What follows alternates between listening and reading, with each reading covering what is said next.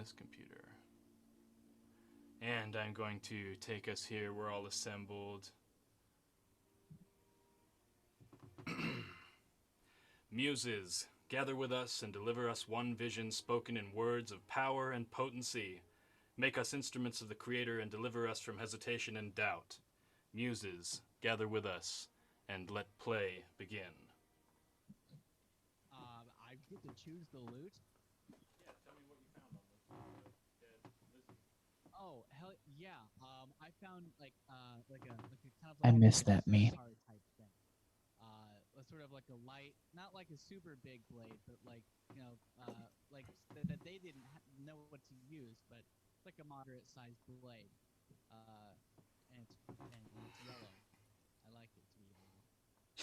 Okay, you also find a vial. So you find this sort of like bone scimitar thing. It seems like it's made out of some kind of carved, like fish bone, whatever. But it seems pretty strong somehow.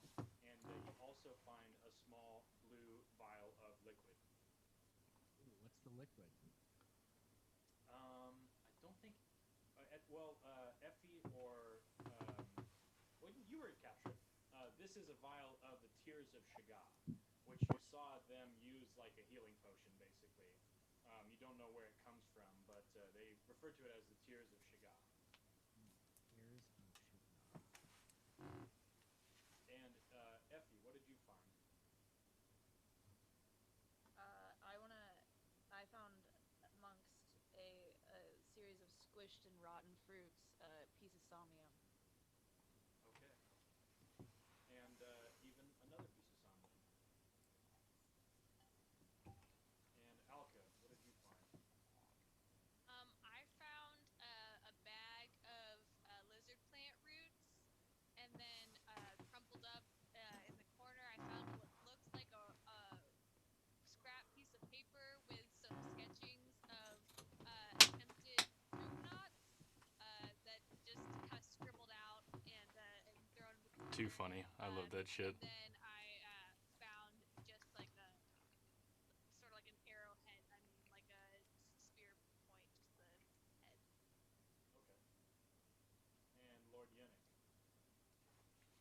Yeah, so I kind of found some slimy rocks that had obviously been regurgitated upon death of the Lizzie, but within that, some shiny rocks that turn out to be a couple pieces of gold. Nice. Okay, so you find a little fishy bladder, and it has 16 gold pieces in it. I just realized it would be really funny if we were watching it previously on. I mean, we could do some infinite regress stuff with this if we weren't careful. A little bit of nuzzle action goes on. So that's our sort of once around the horn. But now we cut to the inside of the belly of the mouth of Shiga. Previously on with Meek, Salaman, and Stubbs. Got him. I think about Christopher Judge's voice on Stargate going previously on Stargate SG-1. We just rewatched SG-1.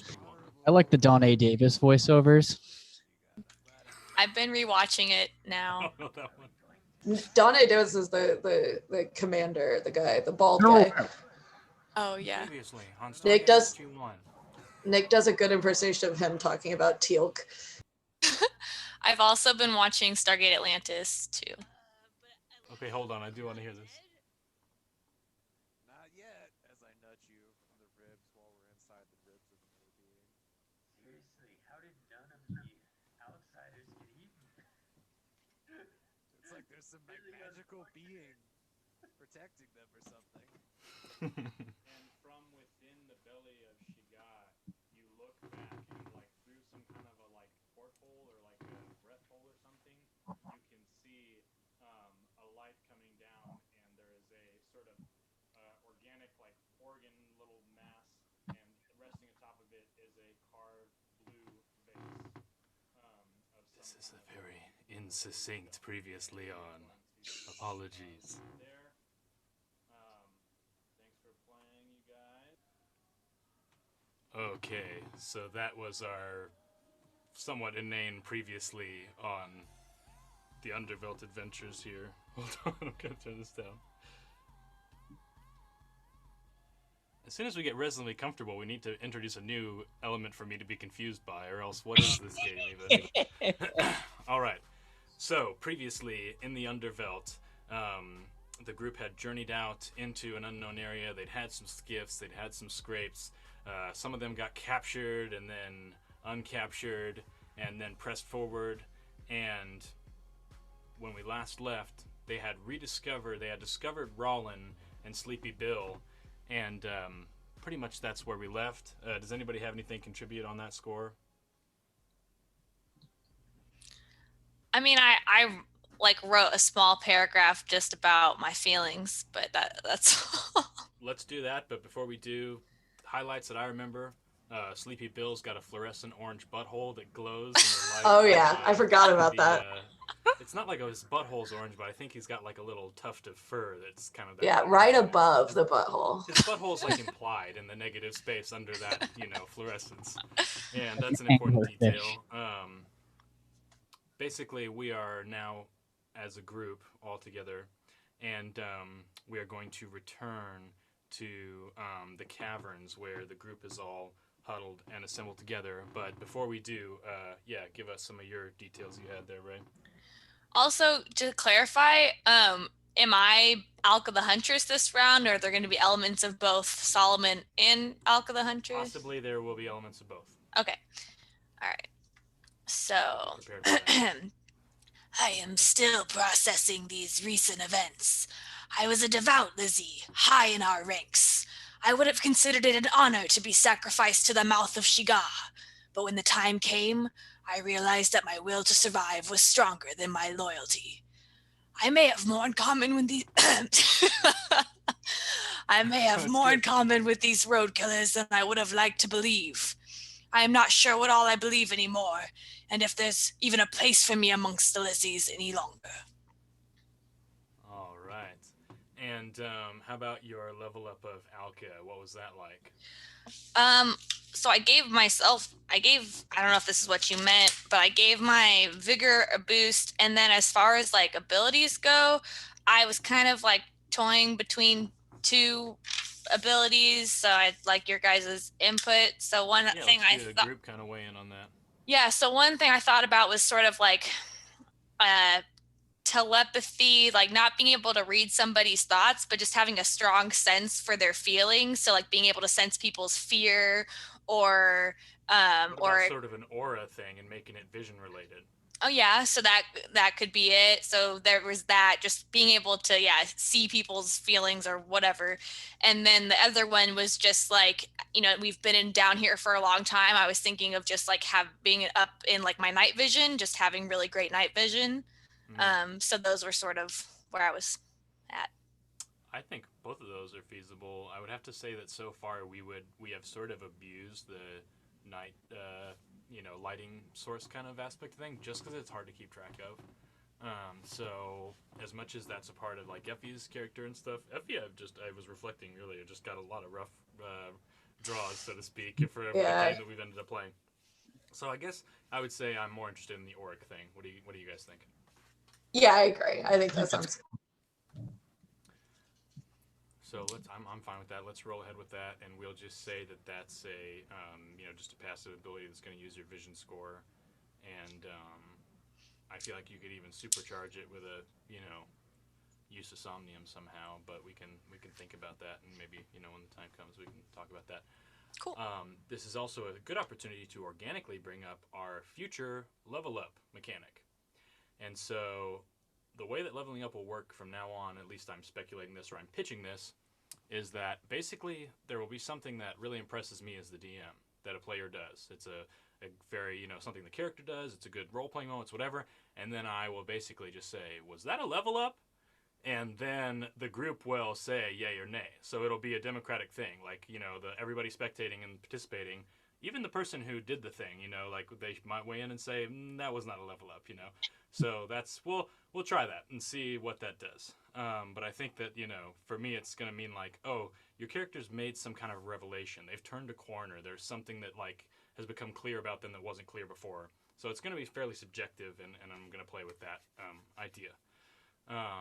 Yeah, I think that's a Okay, cool how event. about for you guys? How about we do level up stuff first for you guys? Okay. Cool. I'll go. Yep, take it, Caitlin. So I was thinking that I could kind of up my animal sense into animal control. Okay. And I was reading about the mechanics for that online, and it required, like, the pure D&D rules required a, like, prerequisite skill, but I was thinking that could be animal sense. It seemed pretty similar. Yeah. And then I'm, like, pretty OP'd. Like, all of my, I'm maxed out on Guile, Vision, and Grace. Well, I'm at 6, so I don't know if It's not maxed out, but it's, you know, significant. Yeah. So I was just planning on leaving it because it feels I got some really good rolls at the start, and then every time we've increased, which I think has only happened once or twice, maybe, it's left me with 6s across the board. That's fine with me. I mean, ultimately, I guess if you're going to increase anything, just give yourself another bigger point. But the way we've been playing, yeah, we don't have to go into that anymore. But that's if that's what you elect, that's fine with me. I'm not going to fight you on that. So let's talk just briefly about how the animal control thing would work. I think it's going to basically act a lot like your animal handling, just be upgraded, more powerful, whatever. So I think that we will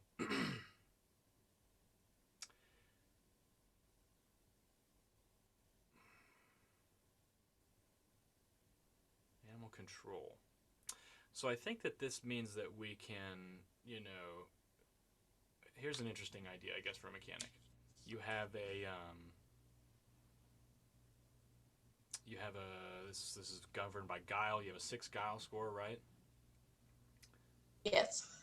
I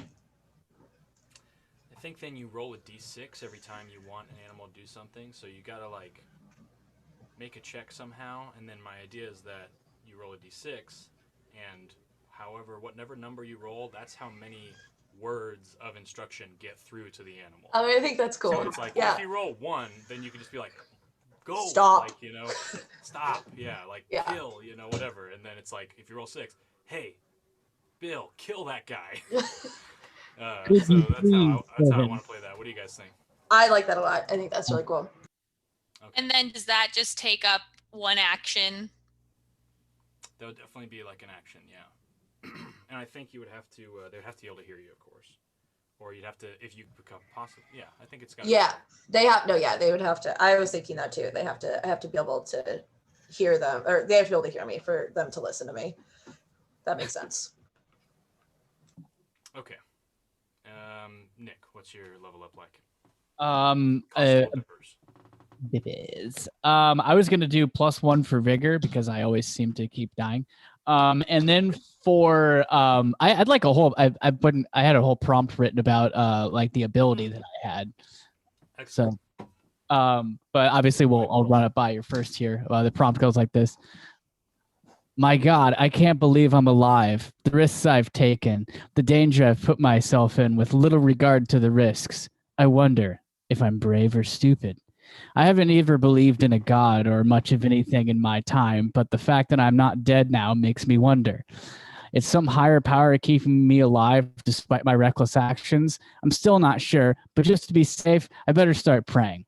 But only in situations where I need help and not like a devout follower. It's nothing personal or ideological, really. I just don't like the hats. Either way, it's good to keep God in your back pocket for when you need him. But, and I cannot stress this enough, only when it's convenient for you. And then my ability is called Deathbed Prayer. My idea was it would like add 1 to like a death saving throw or something like that. Yeah. Yeah, I think it lets you re-roll a death. Basically, take advantage on a death saving throw. I mean, that seems actually kind of overpowered. But that's kind of what I was. That's what I was thinking. Like a small like. That seemed like OP. It's a potential for a re-roll, so not advantage. You don't like roll twice and choose the better one, but just like. It kind of works the same way, but I think, you get an extra reroll on a death save. That's fine with me. If you can successfully say the prayer, yeah. Yeah. So you gotta role play that part, I think. Oh, done and done. Okay, and so for you two, do you have Lizzie characters to share with us? Yes.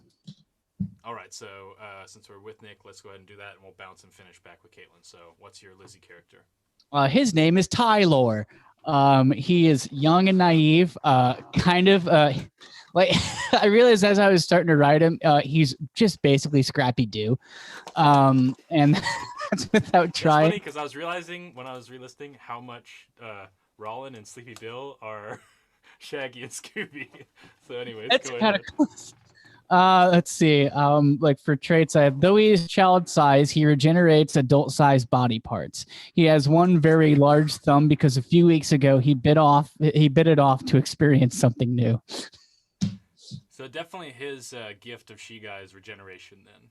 Yeah, but like too much Once so. he gets dismembered enough, he will become an adult. Yeah, so in the event he loses an arm, it's gonna regenerate like a fucking hermit crab. Yeah. Okay. Tylor. All right, and sort of naive. Okay, Scrappy. That's right. All right, Yeah. Caitlin. So my Lizzie's name is Draco because she has these little flaps of skin that she thinks can allow her to fly. In reality, just provide like a little bit of air resistance when she jumps off of things. Okay.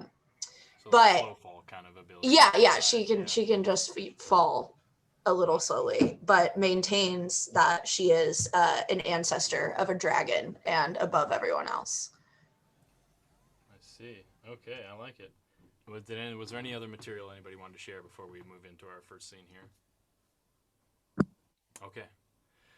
So we start with episode 9, then Blood and Salt, and we return to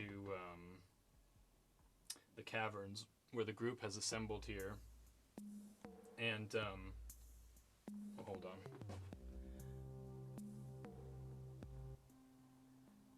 The whole gang is there. They've team backed up.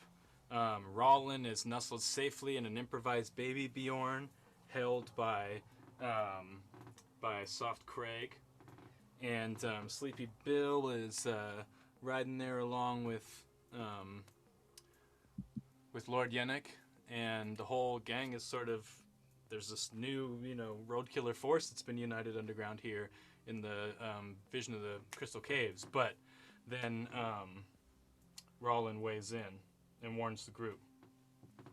You guys, it is very much not safe to stay here. We have got to get out. We have got to get back to whence we came from. Well, let's get to getting them, brother. So, important detail. And keep in mind, I'm tucked up here. Craig, you're doing great. Thank you. I'm comfy.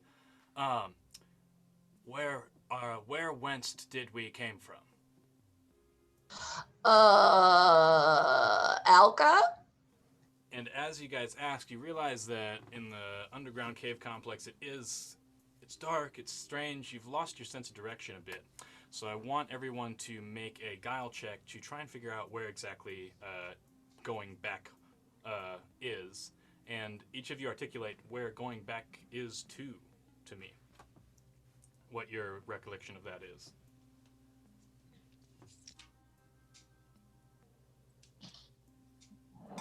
So I got a nat 20, but I don't remember where going back is. All right, so but just like where are you trying to get back to is what I mean. Oh, the surface. I feel like we should try to get back to the surface. But as I'm saying this and looking at you and your adorable baby Bjorn, I'm realizing you probably want to go back to your brothers. So we should stop by there first. That would be hugely appreciated. I'm sure if we get back to the Union camp that we can arrange to have you down the road and on your way. I got a... Go ahead. Sorry. I got a 13, and I would like to return to where Stalin and Malin and Carlin are. I am really hungry at this point. I feel like it's been a long journey, and we've just been we've been swimming, we've been in the dark, and I'm just feeling weak, and I want some of that not the best beer and some of Marlon's cooking. So I'm down to head back that way. Hearing you say that, I want to offer you some rotten fruit that I have written down that I have in my bag. So here you go. Thank you. I just scarf it down. And yeah. This represents Rollin in the Baby Bjorn. I like it. I can tell. Ah. I gotta make him.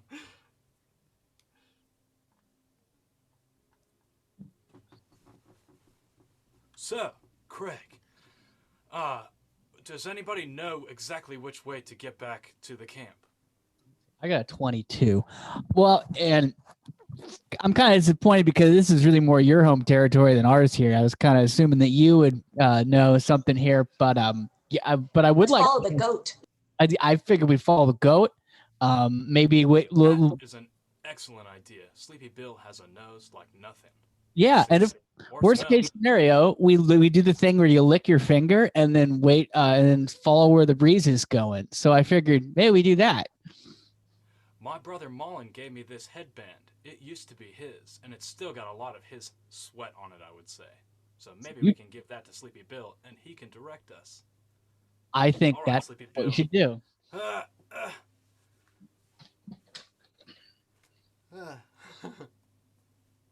Here, buddy.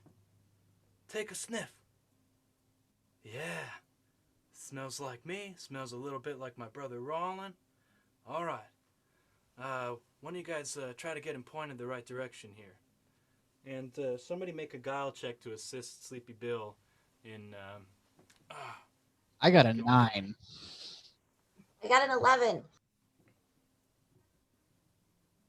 I got a All right. 14. And Sleepy Bill darts off into the darkness, and you see him moving along through the caves. There's sort of the dull light of the glowing crystals as you sort of move forward, and in certain spaces, when you brush against the crystals, they or not the crystals, but these little lichenous formations, these little organic nodules, they'll sort of brighten up as you touch them. And this is the same phenomenon happening with the pieces that you've broken off. They sort of get excited by touch and kind of throw off their light when that happens. And so you guys move off, following Sleepy Bill. Sometimes there's a little bit of water down low, and sometimes there's not. And you eventually open up into a familiar section of cave.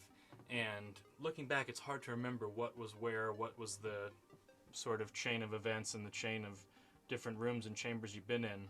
But you recognize this area. It's got quite a higher dome ceiling, and there is a large sort of central stalagmite hanging down in the middle of this room. And the room branches off into sort of 3 distinct passageways from where you just came, and 2 other passages. And you know that you're pretty sure that one of them is leading back to the Dwarven camp. You're not sure where the other one leads. And at this point, Rollin makes a request. He says, "Okay, Craig, put me down. I gotta walk on my own for a while. My legs are cramping. Do you guys know which way to go here? Do you remember? Sleepy Bill seems kind of turned around." Missions? I would have let's have a look around for pieces of the wall that might be gone that someone have taken off. See if that's a way we've gone before. Okay, you know what? I'm gonna send. Okay, Craig, buddy, you and Lord Yennik. Am I getting that right? Okay, you guys go peek down that hallway, see what's going over there. I'm gonna look down this hallway, and you guys just hold up for a minute in case we need to backtrack at all. And Sleepy Bill, why don't you come with me? And so he takes Sleepy Bill off and goes towards the one tunnel. Craig and Lord Yennik seem compliant, and they go off towards this other tunnel. And I want you guys, you're resting there in this mouth of this first tunnel, I want you to all make a vision check.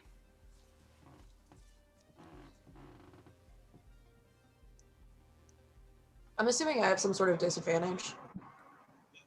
Yeah, I think since we haven't made any, yeah, you're underground. You're gonna get a disadvantage to your vision check. I only got a 7. 7's pretty low. Nick's plugging in, I think. I got an 11 on the worst roll. 11's not bad. I got 22. Nick got a 22. 22. Okay. Constable Bippers, give us your best investigators look here. Like you're really tracking something down, noticing something. So Constable Bippers looks up and he's taking a look through the caves. It's kind of strange, light, but he's seeing this large central stalagmite, and all of a sudden he notices there's like a big crack and sort of like tool marks along sort of the diameter on a ring around this thing. And good roll for vision. Notices there's also little like wedge pieces in certain spots, and that there's very thin bits of cord tied to these wedges, or sort of like somehow manipulating these wedges. And so you're kind of tracing back the cord, and all of a sudden you see on a rocky outcropping a Lizzie, or what you think is probably the form of a Lizzie, tucked in holding one of these cords and making a motion. And your eyes dart, and before you can really like say anything, you see another Lizzie in a similar orientation on the other side of the room. And then there is a shrill screech, and all of a sudden they pull these cords, and there's this like kind of like Rube Goldberg chain of events where the crack opens and the stalagmite begins to fall. And so you all can make a probably a grace check to respond to this massive stalactite falling from the dome ceiling down and into this little three-way tunnel area. I got a nat 20. I got an unnatural 20. I got a sweet 7. All right, so Bippers is as the stalagmite crashes in, it like kind of breaks like obsidian in several large pieces, but many smaller splintering pieces of kind of shaly rock go shooting out around and like flying out towards you like just random rubble. So you two, you manage to avoid the rubble. Constable Bippers gets hit by a piece and takes a point of vigor damage as a big rock basically hits into him, knocks him backward into the corridor. It's a good thing he added that point. I've healed recently, but when the dust clears, basically the way forward has been blocked, and the cave has essentially collapsed in, trapping your exit and separating you from Lord Yennik and Craig and Rollin and Sleepy Bill. So you guys are now sort of, shut off from the space going farther back. What are you going to do? Do we still have our not our space wand, but you know what I mean? The Somnium wand. What is space? The big tunnel digger wand, that was dropped by Craig a ways back towards the Dwarven camp. So presumably they will be able to find it, and perhaps they can clear this blockage. Boy, in hindsight, that was a bad idea, huh? Oh, man. And so this is obviously our fairly heavy-handed way of establishing that this is a separate adventure for this session. So it looks like your only option is going to be to come back the way you came and try and press deeper into the Lizzie realm. Perhaps you can find another way out. Or conceivably, I guess you could wait and see whether your companions manage to dig you out. But that might present dangers of its own. So both tunnel, like this two-way tunnel here, both of those are blocked off? Yeah, you guys now basically are blocked off from that. This whole tunnel area collapsed, Got it. and now the group is sort of split into three ways now, with Rollin and Sleepy Bill on their own. Well, this is just what we needed. I guess it's a good thing that I got that rotten fruit, or else I'd be pretty pissed right now. I was just thinking that. Pretty hangry. So when the whole thing smashes, it like briefly excites all this fungi, which like kind of lets out this big burst, and it seems like that sort of expends their energy, and then everything basically goes black behind them, and the cave is quite dark. What will you do? Does anyone have a light source? Well, I have my big like what is it? My big firebrand thing, but it does cause me damage to use it. That's a risk I'm willing to take. Well, that's yeah. If we could fasten some kind of protection on my hands. I have a rope. It is one of the very few things I have. If we wrapped the rope around the fire sword, would it just catch on fire or would it protect your hands? I mean, that might be a theory we have to test out. You could, at the very least, run a fair amount of distance with it, illuminating enough of the path for us to get a sense of where we're at here before it incinerates the rope. You know what? This is gonna help. I have it specifically written down that it is a gross rope, which I believe means it's like soggy and old. So it'll be bad for your hands, but it'll be good for the fire. I say we try it. Okay, I'm willing to try that. Oh wait, I also have a flare. Okay, let's definitely use that. Hey, I wrote that we down. have a great plan B though. But I like where we were headed, and I will put my gross rope back in the bag. Okay, so that's plan B when we needed it again. So I would like to light this flare up and like maybe toss it down the way that we came from, since we can't see now, and try to light our way in that direction. Look for some more openings, maybe. So you throw out a flare.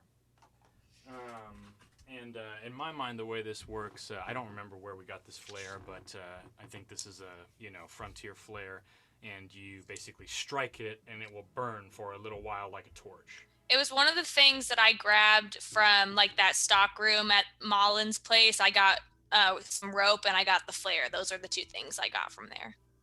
Yeah, so this is basically like a stick grenade.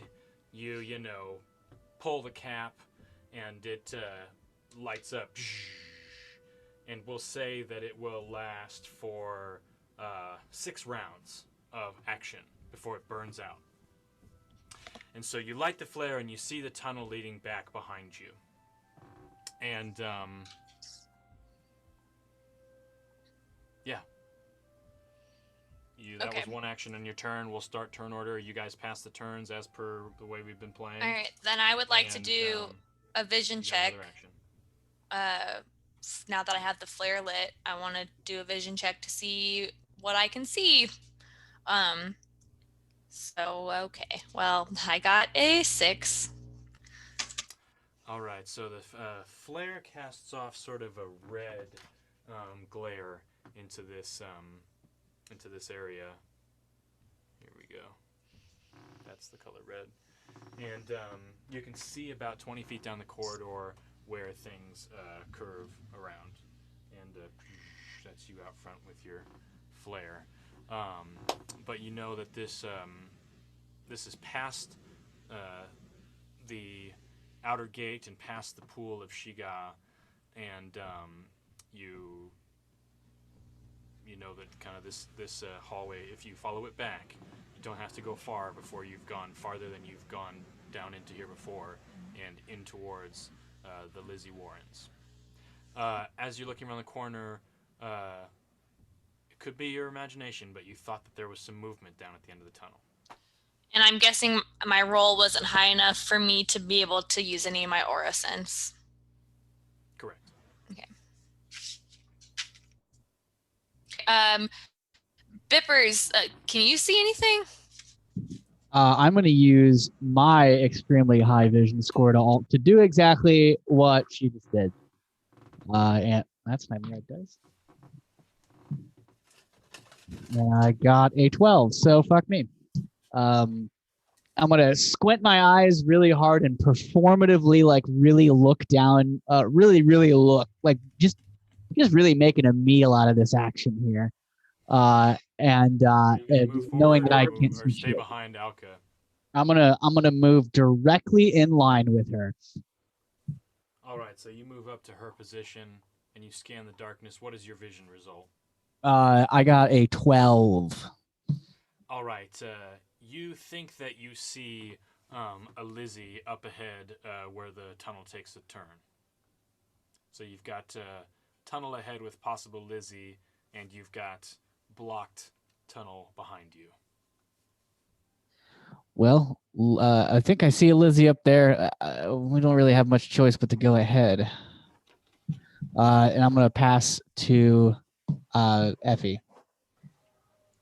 Hearing that there is a possibly a Lizzie ahead, I'm gonna prep my new bone daggers in my hands, Oh, and he's armed to the teeth. and then I wanna. Can I look around on the ground and see if there's like a rock? I need a rock for something later. Yes, you search around and you find several different sizes of smooth stone, so you can specify sort of. All right, I'm gonna pick up a like small enough to fit in the palm of my hand, curled up, like medium-sized stone. Okay, And then I want to move forward, so I'm in behind them though. All right, so you're there right behind them. So anything else that you want to do, Effie?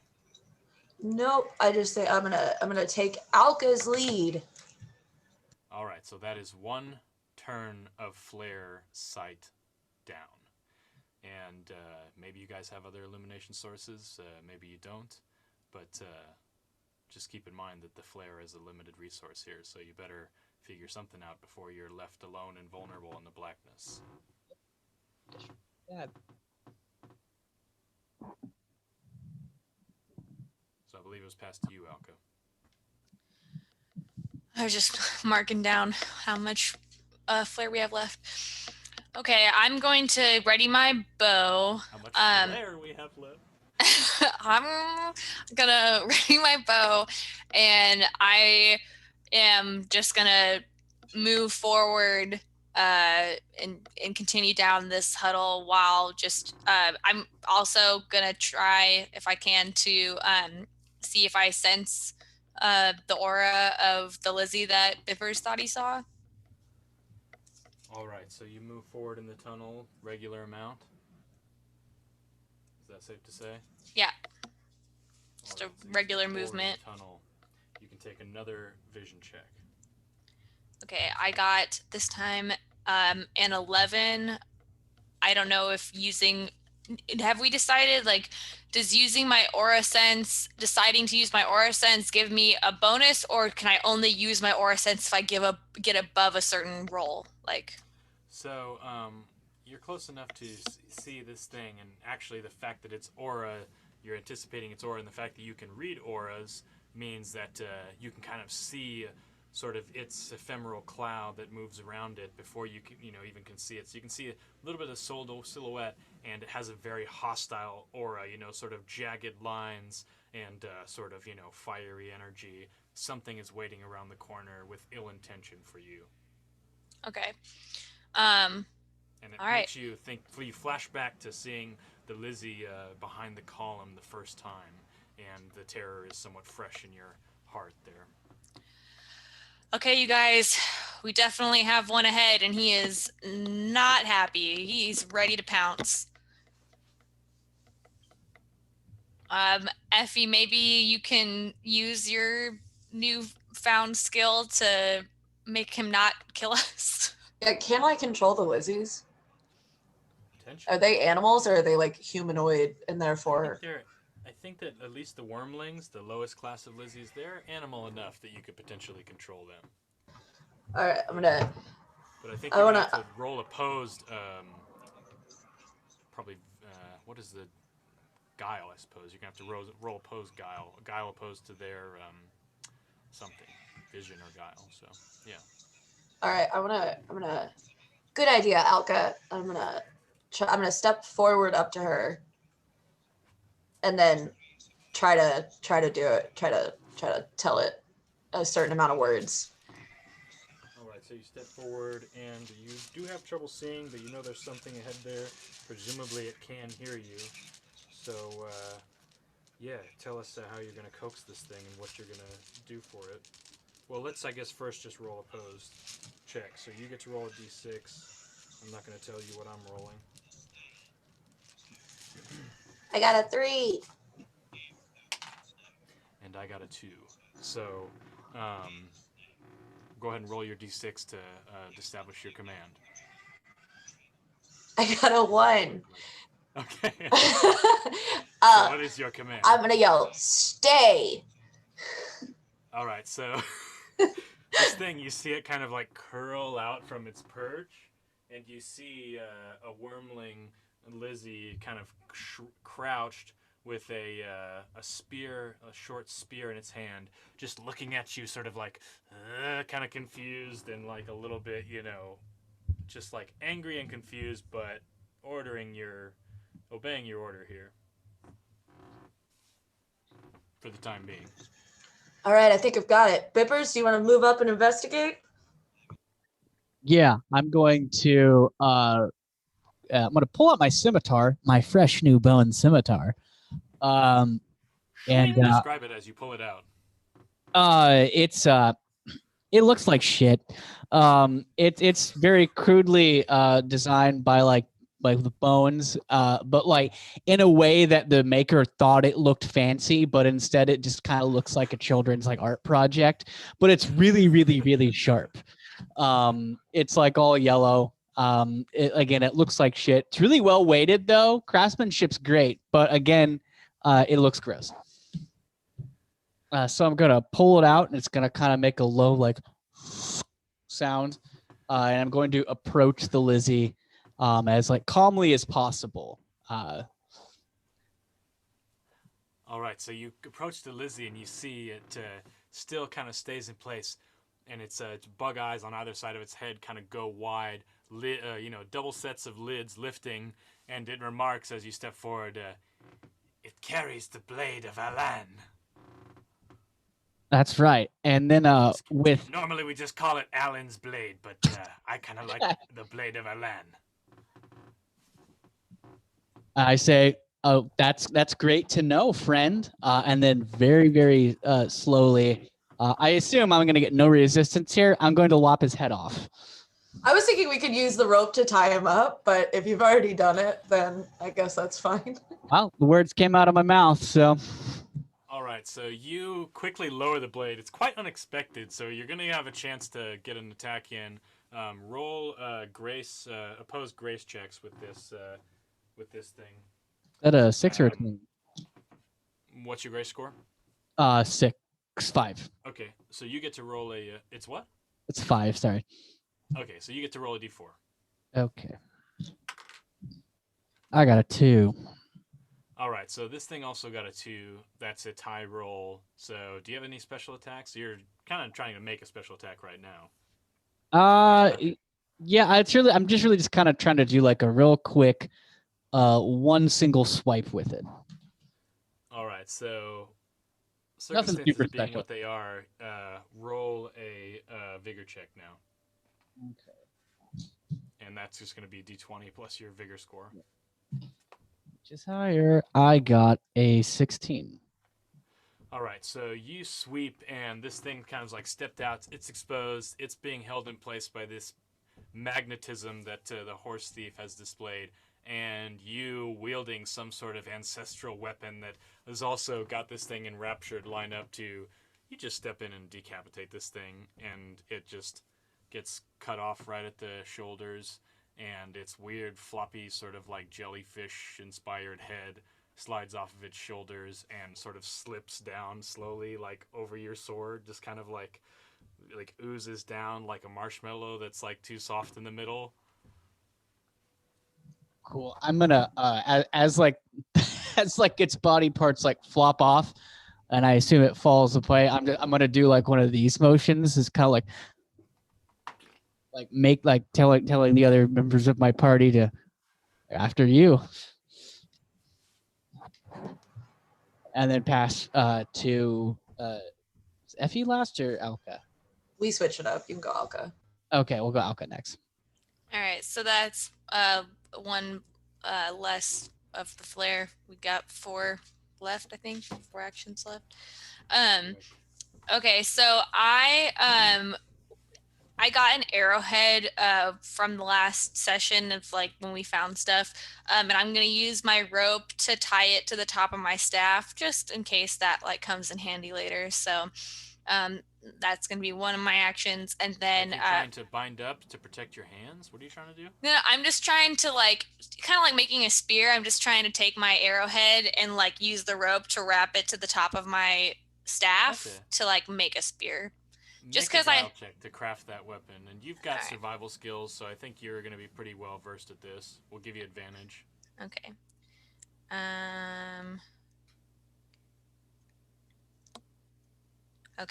19. All right, so you form yourself a crude spear to march down the tunnel with. That's going to take up your action this round. All right. There's a little bit to do.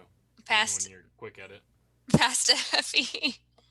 I am gonna announce to the group that clearly I used my animal sense on the wrong animal. We didn't have to kill him. And then but then I am gonna search the body. All right, so you step up and search the body. You find its a crude little spear. You find a bag full of polished shells. You find a slimy stone, and you also find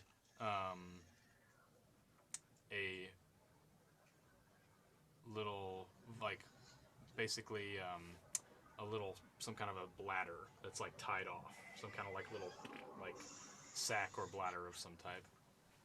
It's all wet and black. I'm gonna take the shells. I'm gonna pick up the seashells. Okay. I'm assuming they're like a I don't know. We'll see. In Effie's mind, she believes she's figured out the Lizzie's form of brutish currency. So I'm gonna take that bag and then I'm gonna keep moving. I'm just gonna say like, guys, the flare's gonna stop. We have to go quickly, and then try to move forward. All right, so you move forward and you reach the bend in the hallway, and you see things open up, and it's very dark. It's hard for you to see. You're kind of out of range of the flare now. And your turn's, go ahead and pass your turn. Bippers, hurry up. I'm going to do just that. I'm going to hurry up. I'm going to move forward as much as I can in my turn. All right, so Bippers double moves and comes around the corner, and we leave this Lizzie dead and sort of in the shadows. And so slightly different orientation here. You come to the corner and you see a long hallway going down. You don't have a light source, do you? No. So you're also kind of operating in the darkness here, but you can see far off, maybe 100 feet down this tunnel, is some, dull indication that there are those crystal caves once more. Neat. I assume I don't have any more actions on that. You've pretty much done with your action. You can ready a weapon if you want to. Otherwise, you can speak and pass your turn. Yeah, I'm gonna keep my scimitar in my hand. All right, your weapon remains ready, with fresh Lizzie blood dripping down. It's ill chosen designs, and there are now 3 rounds left on the flare. Okay. Did I pass already? Either way. Alka. Okay, pass to Alka. All right. Well, I'd gotten a little carried away. Make an effort to kind of speak to each other to pass the turn here. Give us a little in-character dialogue. Hey, Alka, I can't see. Would you like to come up here? Yeah, I'm sorry. I got a little carried away and excited about my spear idea. So, yeah. And then I'm just going to try to run ahead and lead the group again. All right, with your swift feet, you double run and get a ways ahead, and now you are leading the group with the rest of the group moving behind you. If everyone's comfortable, we can move as a unit here now and just sort of take our turn simultaneously for the last 3 burns. Yep. So, feel free to jump in and respond to anything that's happening, but I'm going to describe what happens as the turns go by. So you run down this hallway, and as the flare burns down, and you can see sort of the glowing ash from the remains of this little torch, the severity and sort of the immediacy of this as your viable light source makes you realize you gotta take a run if you're gonna make it to these more illuminated area and not be left in the lurch. So you start picking up. The ground is slippery in places and a little bit uneven, and as you're really kind of picking up speed, it's a little tricky. You're finding yourself kind of stumbling. I want everybody to make a grace check. 21. 25. 12. All right, so you all, Alka makes a slight slide across, and her legs go kind of wide at one point, but she plants her staff, props herself back up, and you all keep on running. You're sprinting through the dark now, ducking when stalagmites or, sort of like little spots in the rock, jumping over little pits and kind of sliding through smooth areas. You're all really moving as a group now, and everybody's trucking. And the lights are looming up before you, though the flare is growing dim. And let's make one more grace check here, everybody.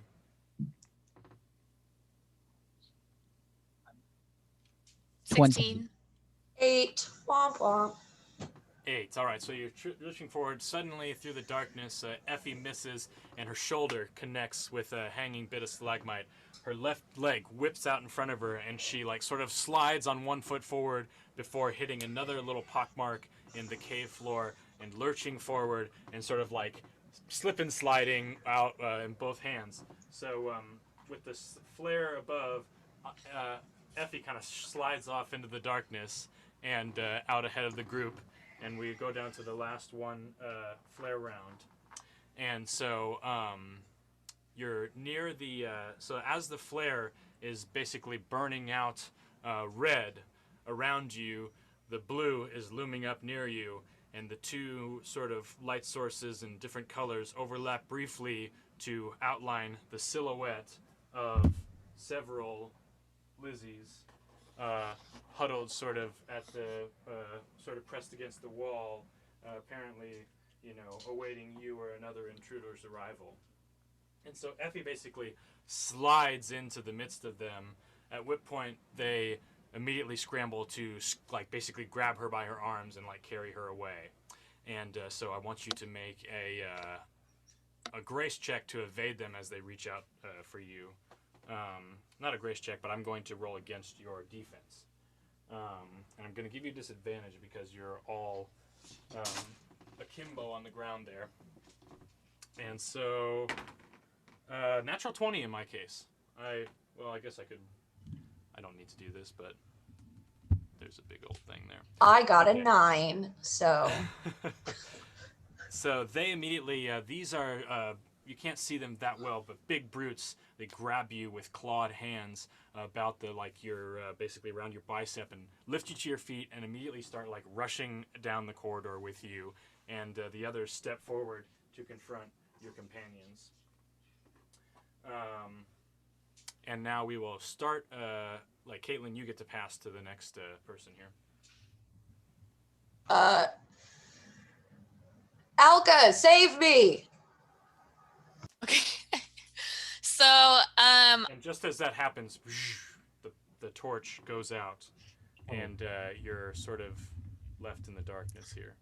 So, what I would like to do is, I have my bag of big lizard plant roots, and I would like to try to shove one onto the handle of my firebrand to sort of create some barrier between it and my hands.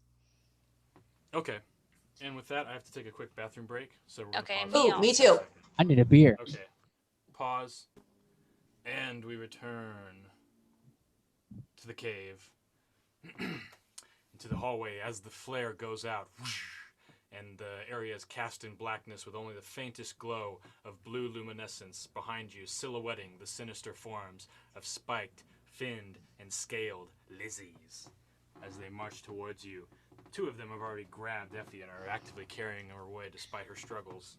I believe Alka's wrapping the handle of Firebrand with herbs and plant matter to try and Yeah, create so a basically buffer. I'm using my arrowhead spear thing to kind of like hollow out one of these big roots, and then I'm just trying to like shove it onto the end of Firebrands and then have something All to right, like that's grasp definitely going to onto. take a little bit of time and effort to do, but if Yeah. you do a good roll, we'll say that you go ahead and pop the core of the little pith out of this cane plant, and you can form a little makeshift handle for yourself. What So what what's your is guile check? Okay. I got a 7. All right. I'm So sorry, you Effie. like get over here, and then you like split like the first root like way down. You know, you kind of fuck up your first attempt, but it doesn't take much time, so you have another action. All right, I'm gonna try again. All right, this time I got an 11. All right, so you split it like fully down, but now good news is you could maybe kind of use it to like wrap around. It won't be like a hollow tube; it'll be more like 2 C-shaped pieces that you bring around. Okay, and so I have no actions It may left. provide some protection. Yeah, so now you have the rod, the inactive rod of Firebrand that you are holding. And the All right. leer at you. Bippers, I'm struggling here. Is there anything you can do? Road killers come to disrupt our serenity. Yeah, guess I have to fight these guys. I'm going to try to go at the first one that I see, first one I can get at with my scimitar. Ah, he wields Alan's blade. Yeah, I don't know who Alan is, but it's my blade now. Alan is our most presumptively fancy blade maker. Kind of gaudy for my taste, but still cuts good. I agree. This is a lot of conversation. But yeah, more or less, I agree with you on the aesthetics of weapons. So you guys are like actively clashing. I'm guessing you've chosen to engage with this Lizzie? Yes. So it's in with you. You're wielding your scimitar. It's out there with its claws. You guys are sort of like ching ching. He's got armored natural bracers on the back of his forearms. This big brute. He's covered in scars and like kind of brutal bone piercings. Looks like body modification is a way that he can control his environment that is largely out of his control. And that's very evident. So anyways, you guys are squared off. You're going to roll opposed vigor checks. See if you do damage to him. Okay. I got a 1. All right, he got a 4, so he manages to parry and push the blade of Alain aside. My beautiful blade. Another action. I'm going to try to go at his legs, and when he pushes it aside, I'm going to try to kind of sweep down and kind of use that motion to kind of get him on the underside. All right, so he's going to whip his tail as you do that and try to block with his spined tail. So let's do a opposed vigor again. A 4. Tie goes to the attacker. So if you have a special attack, you can make it. I don't. So I'm just gonna get. I'm gonna swing really hard. But no special attack I can really do on that one. All right, so you slice with this Lizzie. Though this is now like you're very close to him, so maybe he can see better in the dark than you can. But you do manage to give him a slice, and that's the end of your turn. Go ahead and pass your turn. Ooh, we are. I'm gonna pass to Effie. All right, I'm being carried by the arms. Is that right? Like I've got a Lizzie on each arm. Yeah, so they're now both like grabbing you, pulling you back. They're all like, just like kind of they're focused on moving forward. Kind of like when the Uruk-hai had Pippin and Merry. They're just like chugging with you. All right, I'm gonna try to use my animal control on the one on my right arm. All right, I'm definitely going to give you a disadvantage because it is dark and it is like you're being carried along, but you can certainly talk to them, so you can definitely make that roll. So go ahead and roll a guile check. Do 2 d20s and take the lesser of either roll. 12 is the lowest. Okay, so go ahead and give us what your. Go ahead and give us roll for to see what how many, words you can speak here, but probably not a 3. sufficient roll. 3. 3. Okay, what's your phrase? Attack your friend? Companion? I'm going to go with companion. Attack your companion. All right, so they're both like grabbing you by the arm. They sort of both stop when you say this, and like all three of you are sort of like regarding each other. And then the one just reaches out and punches you in the face for a second. And we're gonna see if you can retain consciousness. So roll of opposed vigor check. I got a 4. All right, so this thing punches you in the face. You spit blood. You're dealt a vigor damage, but you're still upright and you're still conscious. And they resume marching. You have another action, and it says, Shut your roadkiller mouth. Let me go and I will. And then I'm gonna wildly try to kick them in the lizard It's gonna punch genitalia. at you again. This time the other one punches you from the other direction. It's just gonna like go like Ugh. kind of right in like back your temple. Let's do opposed vigor again. I got a 3. I got a 3. All right, so attacker's gonna win in that instance. So if this thing clocks you, what's your vigor at right now? Like how many? 5, but then I just lost 1, so 4. All right, so you get another clunk, and it does another point of damage to you, and they keep on dragging you, though you're probably resisting and holding them up a bit. But they are making headway, and they are getting into like sort of they're making distance from the rest of them. So go I'm ahead gonna and pass your turn. yell back You as can loud as I speak. can. Alka, I swear to God, if you're doing arts and crafts, hurry up! Okay, so I am going to wield my firebrand and I'm gonna try to like run up to where all the Lizzies are and just try to do a big fiery slash across them without like harming Effie, if I can. All right, so there's 2 in front of you. One is engaged with Constable Bippers, Okay. and you're gonna try to engage with which one? I mean, You're my using goal Firebrand? my goal was to try to do like a sweep where I could knock out more than one, but if the other one's engaged and I can't do that, then I guess I'll do the one that's not engaged with Bippers. But my goal was to try to get more than one in one foul All fiery. right, so focusing on the inherent magical power in this rod, through whatever crude wrappings you've done on it, it extends from a rod just into this long, sort of like dull orange form of a great halberd, about 7 or 8 feet long. And this is definitely a reach weapon, so you can make an attempt to slash across.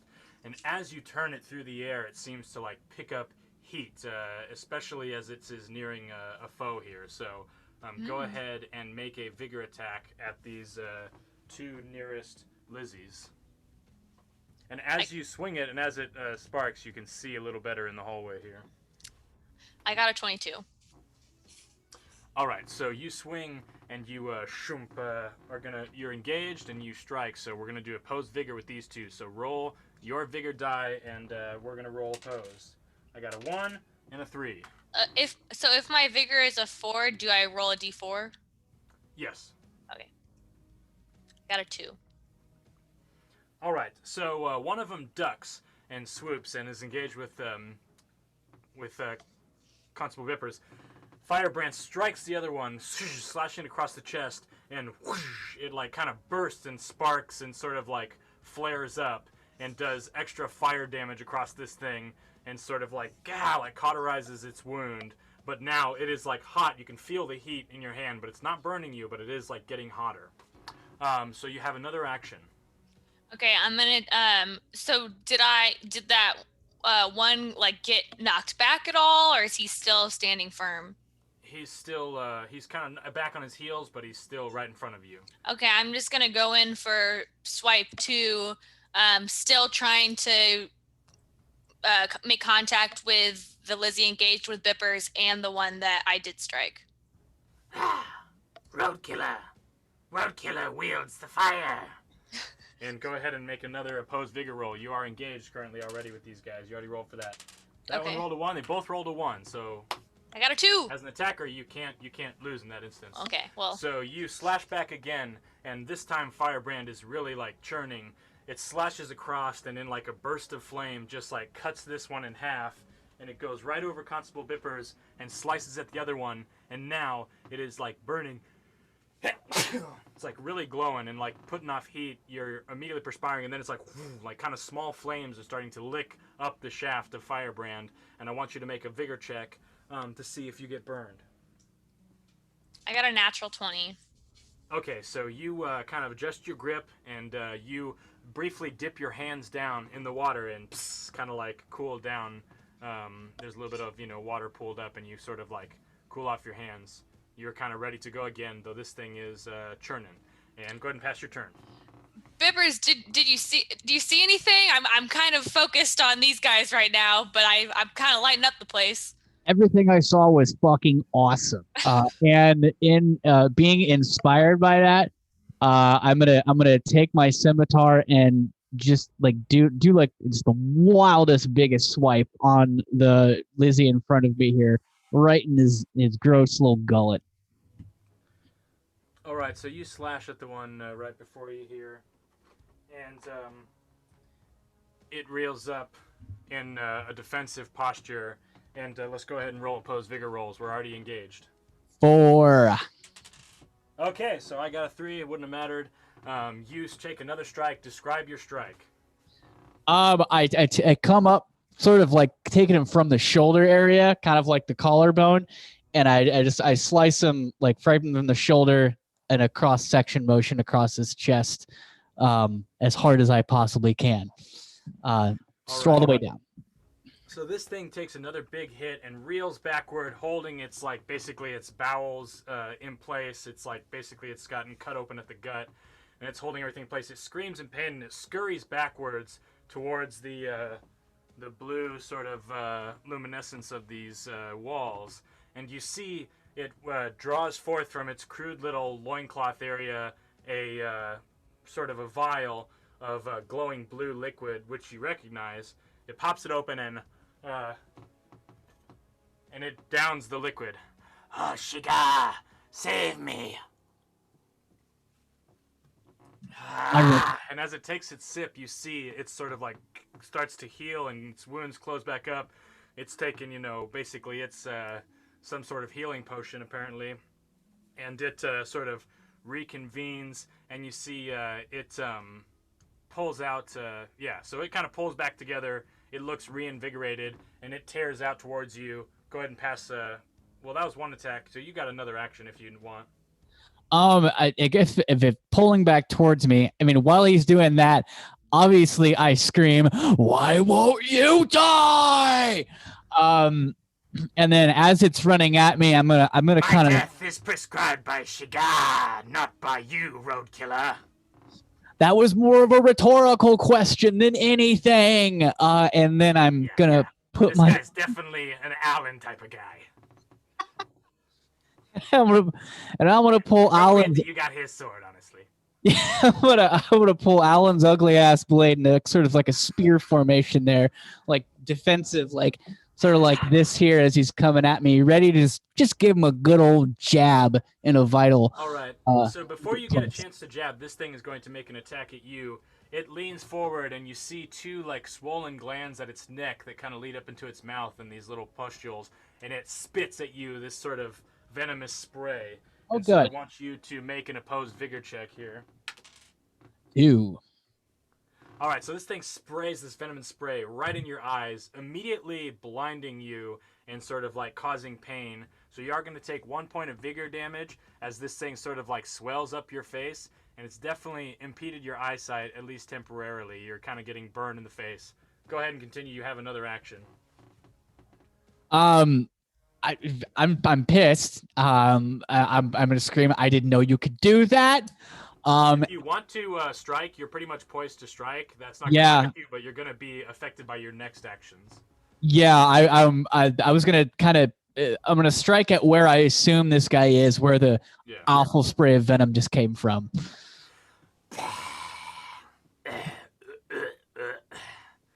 All right, right, so go ahead and roll opposed vigor against this thing. 3. Roll a 1. Yep. I'm gonna stab him just right where I heard the sound. All right, so you stab at it and clock, like you stab it. It gives it a good stab, and you can feel your blade connect. It's buried deep into like the side of this creature as it's kind of like spitting and clawing at you. Go ahead and pass your turn. We're gonna pass to Effie. I'm gonna try pleading with my captors since controlling and then attacking didn't work, and I'm gonna say, wait, no, you misunderstand. I'm not a road killer. I'm a merchant. All right, roll a guile check. I got a 16.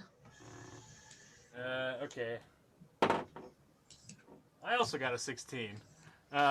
So they regard you. They kind of slow down briefly and said, Perhaps you are a merchant. Echar will decide your fate. Okay, but then you won't get first dibs at what I have. This is my only plan. all right, they continue to march off with you. Okay, I'm gonna kick him again then. Okay, let's do opposed vigor. I'm gonna give you disadvantage here. Hey, with disadvantage, I still got a 3. So that's a 2 and a 2. So they both got 2s. So you sort of like kick outwards, I guess. Describe what you do to free yourself from the grasp of these things. All right. So they're dragging me. I'm gonna try to kick forward into their lizard groins, causing them to drop me from lizard testicle pain, I think is what I'm getting at. Okay, so you like kick outwards at both of them then? Yeah. All right. So you kick to the sides, and you lay into these things, and they, with their deep inset lizard anatomy, lurch in pain, and you get Nice. dropped to the floor. And go ahead and pass your turn. All right, I did it on my own. Alka, where are you? Okay, so now that Effie is free, and that one, the Lizzie that Bippers is engaged with is knocked down currently. No, he's up. Okay, well then I'm gonna go at them again. I still got my firebrand active, and I'm just gonna go in for another slash. Okay. Go ahead and you're currently engaged, so go ahead and roll another opposed vigor here. I got a 3.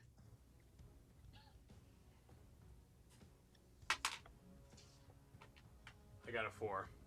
Well, So shoot. this thing steps out of the way of you and then sort of reorients itself away from Bippers, and so it's between, it's behind you and Bippers now. And you can see that as the hallway goes on, more Lizzies are lying in wait here. You have another action. Okay, I would like to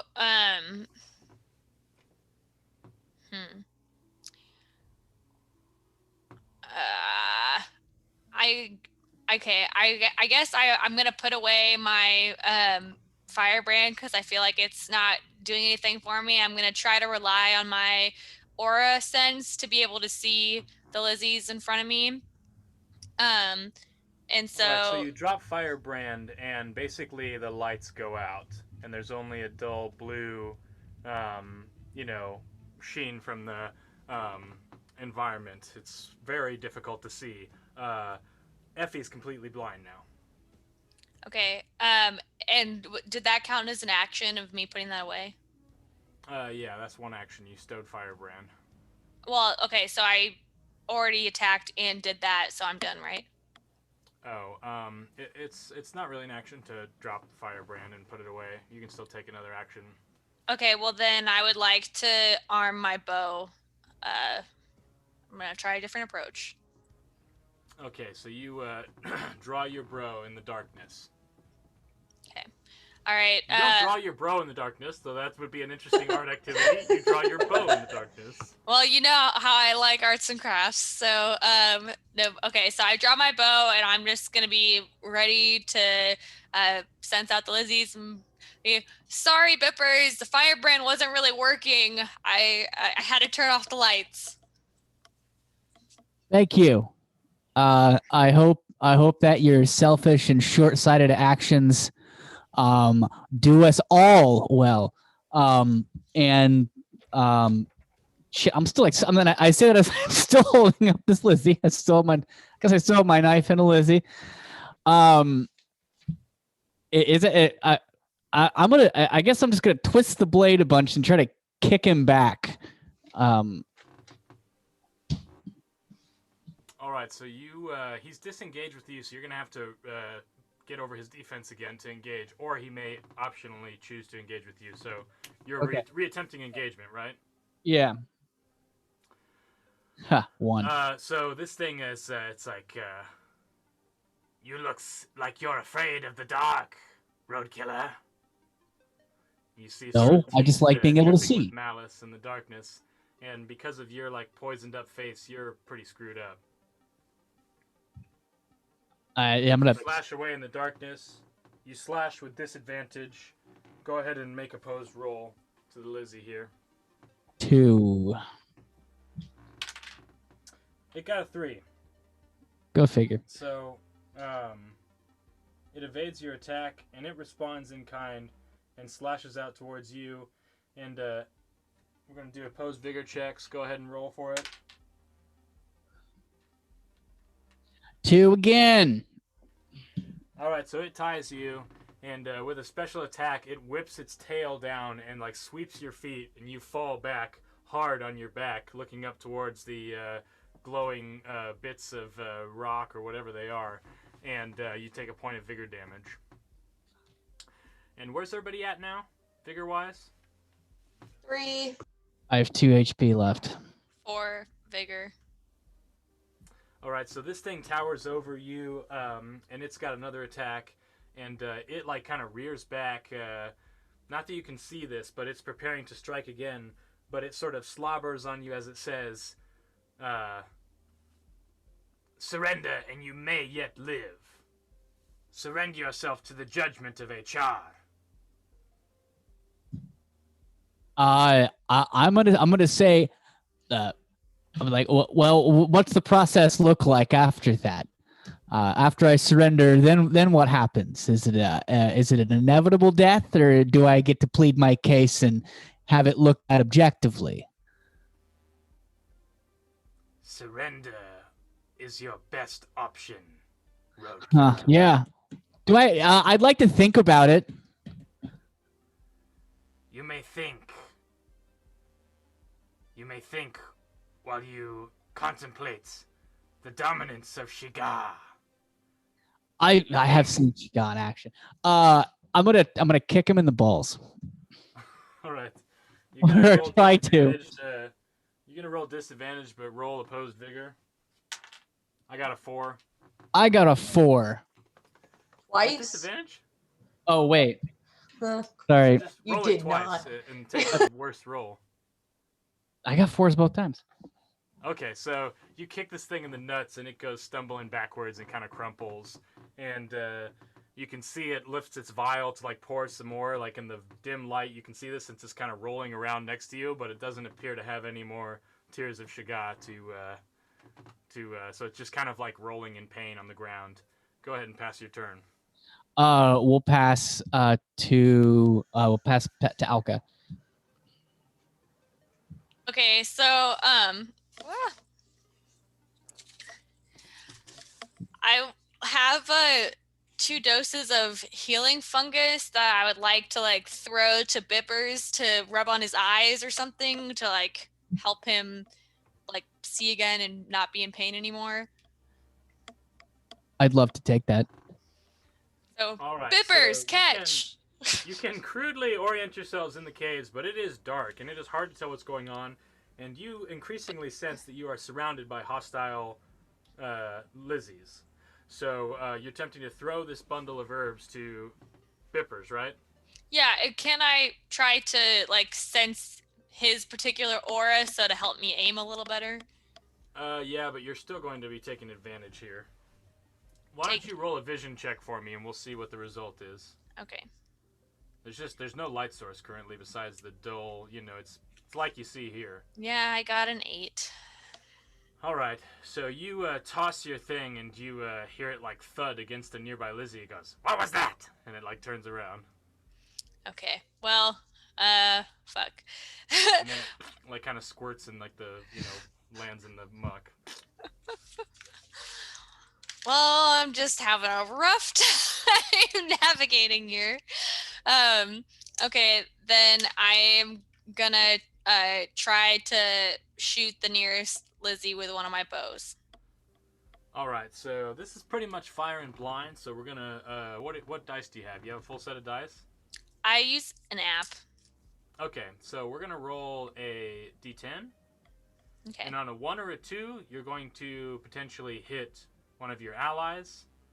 On a 9 or a 10, you're going to potentially hit a Lizzie, and on the other ones, you just fire into a random spot of wall. So go ahead and roll a 10-sided die, and let's see what happens here. You know, so far my new sense hasn't been doing me as well as I think the night vision would have. But oh well. That is true, and and that I is rolled. kind of ironic. I but rolled I will a say 1. That it is kind of D&D 101 to have a light source in a dark cave. So it's a little bit. I had the flare. Yeah. I used the flare. What are you gonna do? That's true. All right. I rolled a 1, so obviously somebody's getting hurt. All right. So you fire off, and I want both Constable Whippers and Effie to make a grace check. Oh God. 19. Oh wait. Oh yeah, I got a 23. Really good. All right. So this thing kind of shoots over Effie's head, and like kind of whoosh, you can feel it whoosh past your white hair. And so who's next in the order here? Or does Alka have another action? I guess she threw and then she attacked, so no. Yeah, I basically, all my instincts have been wrong, it seems, so. Effie, it's your turn. I can't see anything, and I'm on the ground. I'm just gonna kind of crawl around on the ground. All right, you crawl about a bit, and you're like feeling the mud, and you're feeling like rock and mud, claw. And all of a sudden, your hand like reaches out, and you feel like scales and claw, and then from above, just like whomp, and then like things are not just black, like you're out, like boom, you're unconscious. And so we move to Constable Vippers. Okay, I believe I've just kicked Lizzie in the balls, and he's reeled back. God, I can't see anything. Fuck. I'm going to attempt to find the nearest. I'm going to also scurry. I'm going to attempt to find the nearest wall and kind of back myself up onto it to kind of give myself some sense of defense. All right, so you stand up and manage to back up yourself into a bit of wall, giving yourself some level of protection. At least you know that they can only attack from the front at you. As you're edging and moving, something swipes out towards you. Make an opposed vigor check with a disadvantage here. So roll twice, take the lesser roll. I got a 3. 1. So this thing claws out towards you. Your face at this point is quite swollen, and you are like, kind of hit across the face again. Pain mixes with pain, the slash along with the venom. You are really back against the wall. This thing is like up in your business. You take another point of vigor damage. Boy, that was a bad call, wasn't it? I don't have any more actions, do I? I think you've got another action. All you did was stand up and back against. Oh yeah. Yeah, I'm gonna attempt to just kind of slash wildly out in front of me in the same way that this motherfucker's slashing at me. Just scimitar going crazy. All right, once more, vigor disadvantage in the darkness. Holy Lord. 2. All right.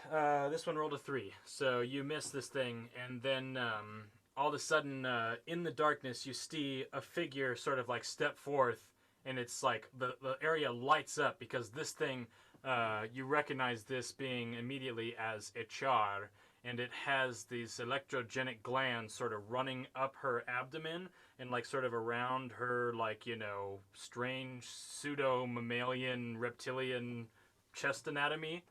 And it sort of like lights up like like a little bioluminescence, and then she like discharges a big electric sort of like lightning jolt from her fingertips and sort of like lights up, and then in response the lichen or little globules on the area, they sort of respond and sort of briefly sort of burst to life. Hold on. Aja. Enough! Surrender yourself to the will of Shigar, and you may live another day. Okay. Take him to the I got one. fasting room. I'm good.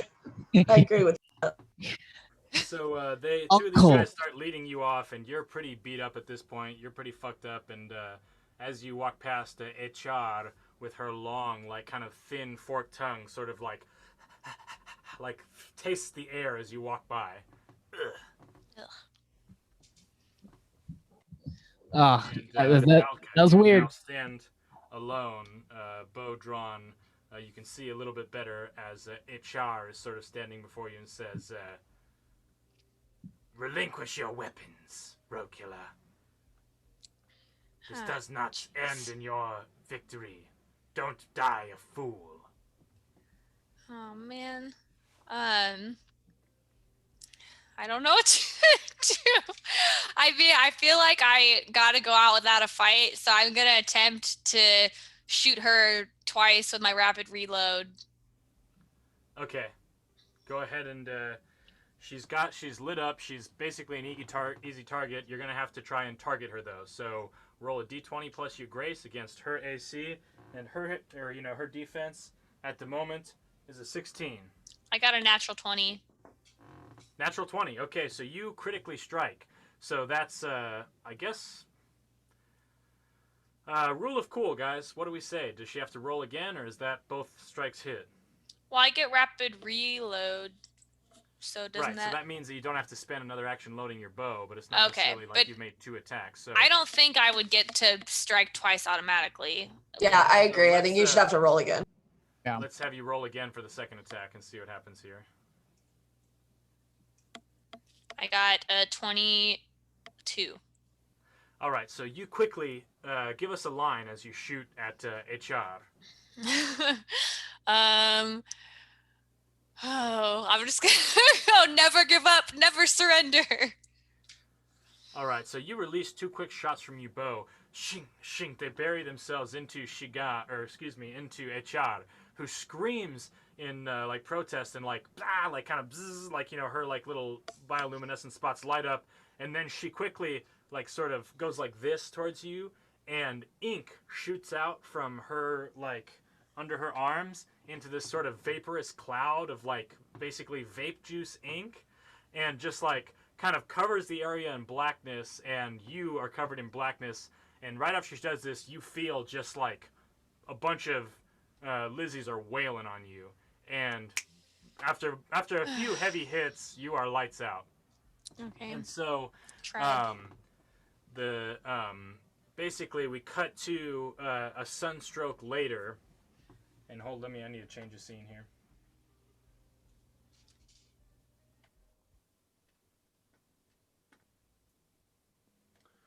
Okay, so a sunstroke later, and what the heck's going on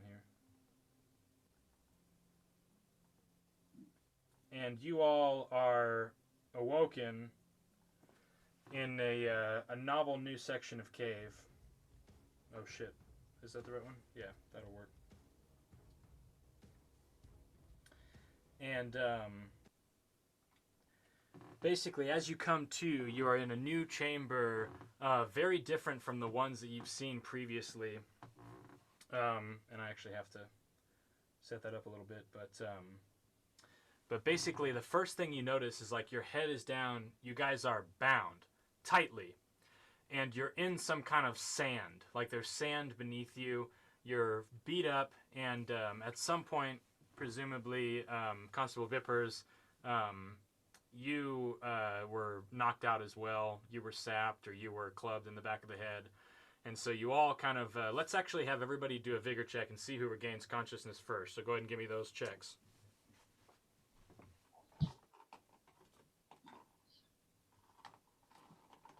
14. 17. 6.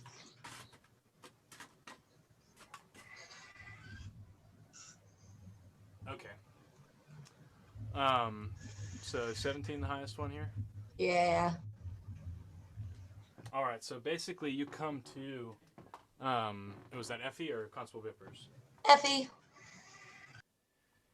Oh, I'm you last. come to, and you find that you're sort of bound in one of these strange tower-like edifices, though the terrain has changed quite a bit. Instead of the kind of watery cave atmosphere that was nice and wet, and well, not nice and wet, seems nice now, but it was wet and clammy and sort of cold. You're now in a much different environment. There's sort of like sand underneath you, and your hands and feet are wrapped tightly with like all this line, and it feels like kind of thick, flat, sort of like fibrous material, almost like really heavy fibered ribbon almost, or like kind of wicked up flat material. And you basically, when you come to, the first thing you notice is you feel like you had, like you're hungover, like you're like achy and thirsty, like you are like parched. You feel like dry as you come to. So go ahead and respond to that. All right. I'm gonna. So I can. Am I gagged? Can I speak? You can speak, and as you speak, you can feel like your mouth is like sticky and kind of dry. All right. The first thing I'm gonna do. It's dark, so it's hard for you to see. Like I'm gonna surroundings somehow. I'm gonna just yell out, "Bippers, Elka!" All right, And then you guys hear her voice as she says this, and you kind of come to in similar conditions. Effie? Yeah. Where are you guys? Are you near? Can you see anything? My eyeballs hurt. My everything hurts. I got poison shot in my eyes, so I can't really see much anyway. I'm still coming too. All right. I'm gonna try to squirm out, or just squirm around. I guess I'm just kind of panic worming. All right, so you squirm about, and basically, as you do so, you feel the chafe of your bindings, and it's still like very hard to see. You can't see very well, and then you're gonna have to basically prompt me with some questions. You're sort of here in the dark, and we're outside of any kind of turn order, so it's free game at this point for you guys. Can I tell what my bindings are made of? Do I have any idea? Some kind of a fibrous thing going on that's kind of got you tied into this kind of weird scaffolding structure that's around you. But from not being able to see, it's hard to know. I have my knives in my sleeve. All right. Yeah, do we still have all of our items on? Did they I was gonna say, our I imagine. I feel like you might have been fleeced of your stuff, so why don't you make a guile check to see if you manage to hold off anything? To, like, should we all should do that? Just Effie for now. I got a 1. 1. No, you did not manage to retain your knives. You guys can make a check to see if you manage to, relinquish anything. I got a 3. What am I? Is it for guile? Is that what you said? Yeah. I got an 8. All right, none of you guys held on to anything. You guys are there pretty much in your, just your clothes and, kind of down in your skivvies, and you're all wrapped up. And all of a sudden, one of the Lizzies comes by and sparks a little like something, makes a little fire and lights a little brazier of some kind of like oil in front of you. And as it lights the ground, it like stares you down and says, "Road killers must repent. Road killers must realize that the only thing that can quench your thirst is the mercy of Shigar." And you see it walk away. And by the firelight now, you can see that this whole area is like all the stalagmites, and all the area around it is these heavy salt crystals. And the sandy surface that you are standing on is, in fact, like big, coarse pieces of salt. And as you like kind of see the fire light, and there's like a natural sort of like pressure differential in this cavern, there's a little bit of a breeze, and you can tell that you're like perspiring, and sort of like this seems that this area has been like designed to basically dry you out. And you can feel that it is working very well. So open dialogue. You guys are alone here in the cave, being basically hung to dry. I'm gonna repent. Yeah. What do you got? Oh yeah. I've actually been on the I was actually on the lizard side the whole time. I've loved them. I love everything. I identify a lot with their thoughts on fishes and the sacrifices that need to be made to them. It's all good to me. I'm good. Oh, sorry. I say we try to convince him we're not road killers. We say we're sorry, and we leave. In my mind, I'm just thinking about how the last time we saw the mouth Shiga, she was in water. So I'm like, okay, we got to get to that water. So I'm fully ready to repent. Repent. Yeah. All They right. can keep my shit too. That's fine. That's good. I'm gonna go, yoo-hoo! We're ready to repent. All right, so you call out requesting repentance, but and like you can see maybe in the make a vision check, everybody, and a guile check as well. Okay, I got 22 vision. Okay. And I got 20 unnatural guile. I got a nat 20 for my guile and a 12 for vision. Okay, so basically, it seems like you guys. Well, what was your roll, Constable? I got a 20 for vision and an 8 for guile. Okay, so basically, Bippers can't hear what they're saying, but you all can plainly see that, like, not that far off, like they think they're concealed, but there's two Lizzies standing, basically talking about you guys, and they clearly heard you, and then it's like, oh, really? That's it? Pretty anticlimactic. What do we do? Do you like make them? It's like, oh, we did all the work. We wrapped him up. I mean, those are brilliant knots you made. We're not gonna let that effort go to waste. Just pretend like you didn't hear him.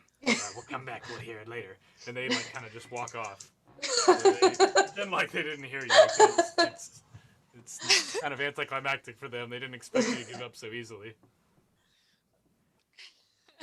I know you can hear us. Wait! Come back! I'm just like getting drier and drier. Just wait! All right, so the night continues, or the day. It's hard to know when exactly it is, and even though you guys quickly gave up and submitted to the will of Shiga, the Lizzies seem to see fit to enact this well thought out torture upon you, and basically over the course of the next 8 hours, you can like see and feel yourself like deteriorating and like losing water weight. And the kind of messed up part is that as you like sort of like your body seeks to hydrate and protect you, these wrappings that are all around you, you realize that these, whatever these fibers are, these have been ground and impregnated with big pieces of salt. And as your body loses water, these things tighten along with your like, you know, like desiccating flesh. And so like basically the drier you get, the tighter your binds become. And it really starts to become horribly uncomfortable. I want you all to make vigor checks against, like, basically, you know, succumbing to the torture method here and sort of losing it a little bit. I got a natural 20. I got a 9. Right. I got a 15. Yeah. So Alka, in this desperate situation, goes deep inside of herself and sort of like reaches this meditative state where she is sort of removed from her environment and she's in sort of her mind palace, and she is in a happy memory of some type, or some kind of a solitudinal place within herself. So I want you to describe that to us, Alka. Yeah, so in my mind, I'm back in Walden Woods where I grew up, and I'm just like in the forest. It's like a beautiful sunny day, nice cool breeze, and then I see like a big lake in front of me, and I'm just going to the lake, and I'm just slowly like wading through the waters, just enjoying the nice cool water, and I just start drinking it. It's quenching my thirst. All right, and as you start drinking, you suddenly sort of come to, and you come into awareness that above you, in this tower sort of edifice, there's an empty space going up, and one of the daughters of Shiga, one of these female sort of Lizzie characters, is pouring a vial of the tears of Shiga onto your face, which you are like lapping up. Yes. Drink deep, Road Killer. Drink deep and feel your thirst quenched. And as you drink in these waters, are you going to resist? Are you going to spit it out? What's your prerogative there? I feel like I'm going to take it in. I feel like but my instinct is just to like drink a liquid right now, and I'm just sucking it down. All right. This is like one of the most enjoyable sensations you can remember. Like your body is like celebrating as it's like receiving the much needed hydration. I mean, you're like on the brink of like basically you're beat up, you're dry as all hell, and this is just like manna from heaven. And so as you like sleep this up, you feel it like this energy pulse through you, and you feel like, you know, invigorated, and you feel sort of your wounds closing and your like musculature like kind of returning. You feel vigorous, and you almost feel like, you know, kind of like ferocious. You feel this like animalistic sort of like, you know, like this sort of adrenaline rush, basically. Go ahead and pass your turn and give us some commentary if you want. Okay. Oh my gosh, I haven't felt this good in a long time. I really needed a win, guys. Effie, how are you holding up? How am I holding up? By the light of the fire, as you can see that another of a daughter of a daughter of Shiga climbs and offers you the tears of Shiga. Hell yes. Let's do it. I'll have what she's having. But seriously. All right, so she pours and you feel like invigorated. You feel like your wounds closing. And for both of you guys, actually, you're going to heal 3 hit points, 3 vigor points. Oh, Bippers, you have to try this stuff. I'm already just there, like an eagerly awaiting, suckling. an eagerly awaiting baby bird, just looking for that good old mama vomit. All right, so the first tower, the daughter, she climbs across and repositions herself over Constable Bippers, and pours this little, you know, wineskin full of kind of blue glowing liquid into you, and you likewise heal 3 hit points and feel reinvigorated. I could just take on the world as long as I can get out of these things. Shiga cries for you. Shiga cries for your road killer soul. And then they step away again and walk off into the darkness. The fire starts to die down, and you're once again left here alone and rapidly drying out once more. So, open dialogue between you guys. I don't know what they want us to do. Yeah, Man, that stuff was good. I feel like I got the sense that they brought us back to life just to kill us again. But if this is my new future, whatever. I mean, are we gonna become like addicted to this stuff, or what's the deal here? I mean, we tried to repent. We thought that's what they wanted. Yeah, Clearly, they. I don't know. I think they just want Make to a see vision us check again, all of you. tortured. I'm laughing because I'm hoping there's one just like right by us as we're having this. I got an 8. I got a 10. yeah. So basically, like, once again, they're just out of sight. Like, they're really doing a poor job of, like, kind of being, like, they're trying to be dramatic, but they're, like, too eager to, like, kind of enact whatever it is they're doing. So they're, like, they basically are, like, watching you and, like, seeing what you're doing. And then, like, one of them kind of sees you spying. He's like, "You must learn what it means to truly thirst for the grace that only Shiga can provide." And then, like, kind of, like, is half in again, and then, like, they're, like, whispering to each other. You can, like, hear them sort of going back and forth, like, "I think it's working. Like, I think this one's going to go just fine." Like, they really are not interesting at all. All right, so more time passes, and although the initial tears did bring you into vigoration, you're quickly, like, drying out again, and you know, it's been some time. You probably have soiled yourself, just, you know, not... Just because, you know, time has gone by, you're in pain, you're, like, get, like, broken down again, and eventually you find yourself once more just, like, haggard husks, your bindings, like, squeezing your dry skin, and you're just, like, beef jerky, basically. And then you're just roadkiller jerky before the Daughters of Shiga return with their vials and offer you. Shiga has a thirst. You have a thirst that only Shiga can quench. Shiga... The tears, are they in you? Yes. I mean, Yeah. I'm ready. It's time. What answer do you want from me? We will literally say anything. I Can don't, we I have don't know what more? you want. Do you want money? Do you want sex? I'll give it up. I don't care. Drink deep. Drink the gift of life. The tears Shiga cries for you. And they once again pour these things to you. And let's see how many hit points you're healed. Okay, you're once again healed 3 hit points. But this time, when you take the tears of Shiga, the effect is more dramatic than last time. And you can feel this, like, rush of adrenaline. Your bindings grow tight, and, like, almost to the point of, like, being able to snap. And suddenly you feel this deep...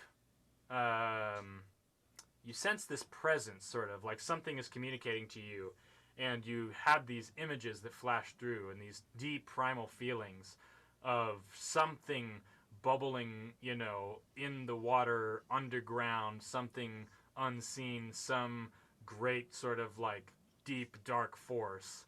You sense sort of the, like, gurglings of Shiga in your veins, and each of you are going to now manifest one of Shiga's gifts. So I think the way that I want to do this is to roll on table so that it's random.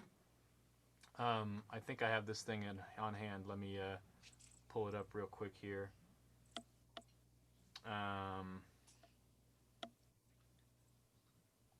And actually, because I had this up, I'm just going to read this real quick as a quick aside. This is our little intermission where I'm going to read about the Lizzie Warrens. The semi-aquatic reptilian humanoids the dwarves call Lizzies dwell in sprawling, cavernous complexes never seen by human eyes. It is unknown for how long they have dwelt there. Lizzies are considerably more primitive and animalistic than the known sentient races of the Veldt, though they share features that point to some common ancestry with the surface world, including, strangely, a grasp of the common tongue. Might makes right in the Lizzie world, and the brute class wield bulk and claw to such an effect. The mightiest of the Lizzies, however, are the Daughters of Shiga, who form the priestess class and wield powerful magic and natural weapons that place them even above those brutes. The Lizzies mostly occupy themselves with fishing, sleeping, fighting, and raiding the low road dwarves, whom they view with utmost contempt as defilers of their sacred home. The lowest class, the Wormlings, are resigned to reluctantly build and fortify the outposts of the Lizzie domain. They resent these responsibilities, and it shows in their craftsmanship.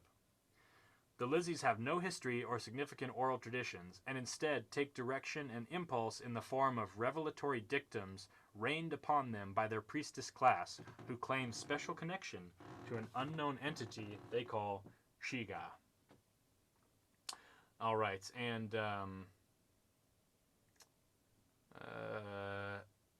let's see, 1, 2, 3, 4, 5, 6, 7, 8, 9, 10. Perfect. So I want you all to roll a d10 to determine your gifts. Let's start with Caitlin, with Effie. I got a 10. All right, so as you accept this Tears of Shiga, you feel this, like, your back arches and sort of your spine crackles with energy, and as it does so, basically big spines shoot out from your back, and you now have like spikes running down your spine. You have big protrudent spines. All right, Constable Bippers. I got a 5.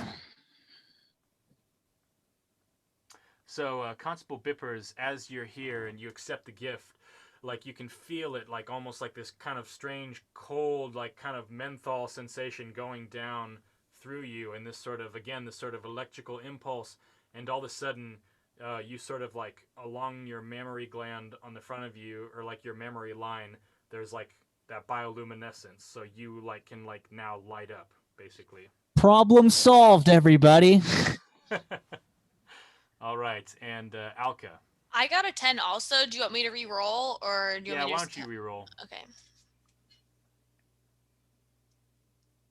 Okay, I got a 3. All right, so you feel as you breathe in this water, you're drinking it up, you're like guzzling it so emphatically that like all of a sudden you can't really tell whether you're drinking it or breathing it. It's like you're just gulping it, and you realize that you're like along your neck you have grown gills. Wow. And so you now have gills. Tight. And so then yeah, the priestesses are like pouring the water in, and you guys have free dialogue. I don't really understand why they're giving us these gifts. I don't. I feel like they hate road killers. Do you guys remember back in the Dwarven village when I was all like, maybe the Lizzies aren't the bad guys, and everyone was like, rah, rah, rah, shut up, Effie. But do you remember when you were like drowning near the mouth of she got right, almost got sacrificed several times? Yeah. I'm not involved in the discussion at all. I keep like doing this, like what is glowing over there? Can I see well enough to know that he can suddenly glow? So now you no, this is private until we need it. Constable Bippers is just like he has weird spots down his chest that like light up, and they go like along his like basically kind of along these symmetry lines in his body. And what color is the light, Bippers? I think it's like a cool blue, like a halogen light on a Nissan type of blue. Oh, it's obnoxious, yeah. It's kind of a bummer when you go past you in the hallway. You're like, okay, like, I get it. Yeah. We call this peacocking, but like, it's blinding. So basically, Constable Bippers is like making a little light show for himself over here, like kind of practicing, like toss it to one side, toss it to the other side, toss it here, toss it there. Yeah. Never thought I wanted absolute lights attached to my body, but yeah, I can live with it. I'm gonna start worming around again to try to feel my spikes. I imagine that's what you would do if you just developed them. Yeah, so as you're doing this, you feel that like they're retractable. Like when you sort of like make one motion, you can like kind of extend your spikes, and it seems like holy shit, guys. Yeah. I'm just kind like of uncanny looking though. Feeling my neck, my gill flaps. Just like, this is so fucking weird. This is the best decision we have ever made as a group.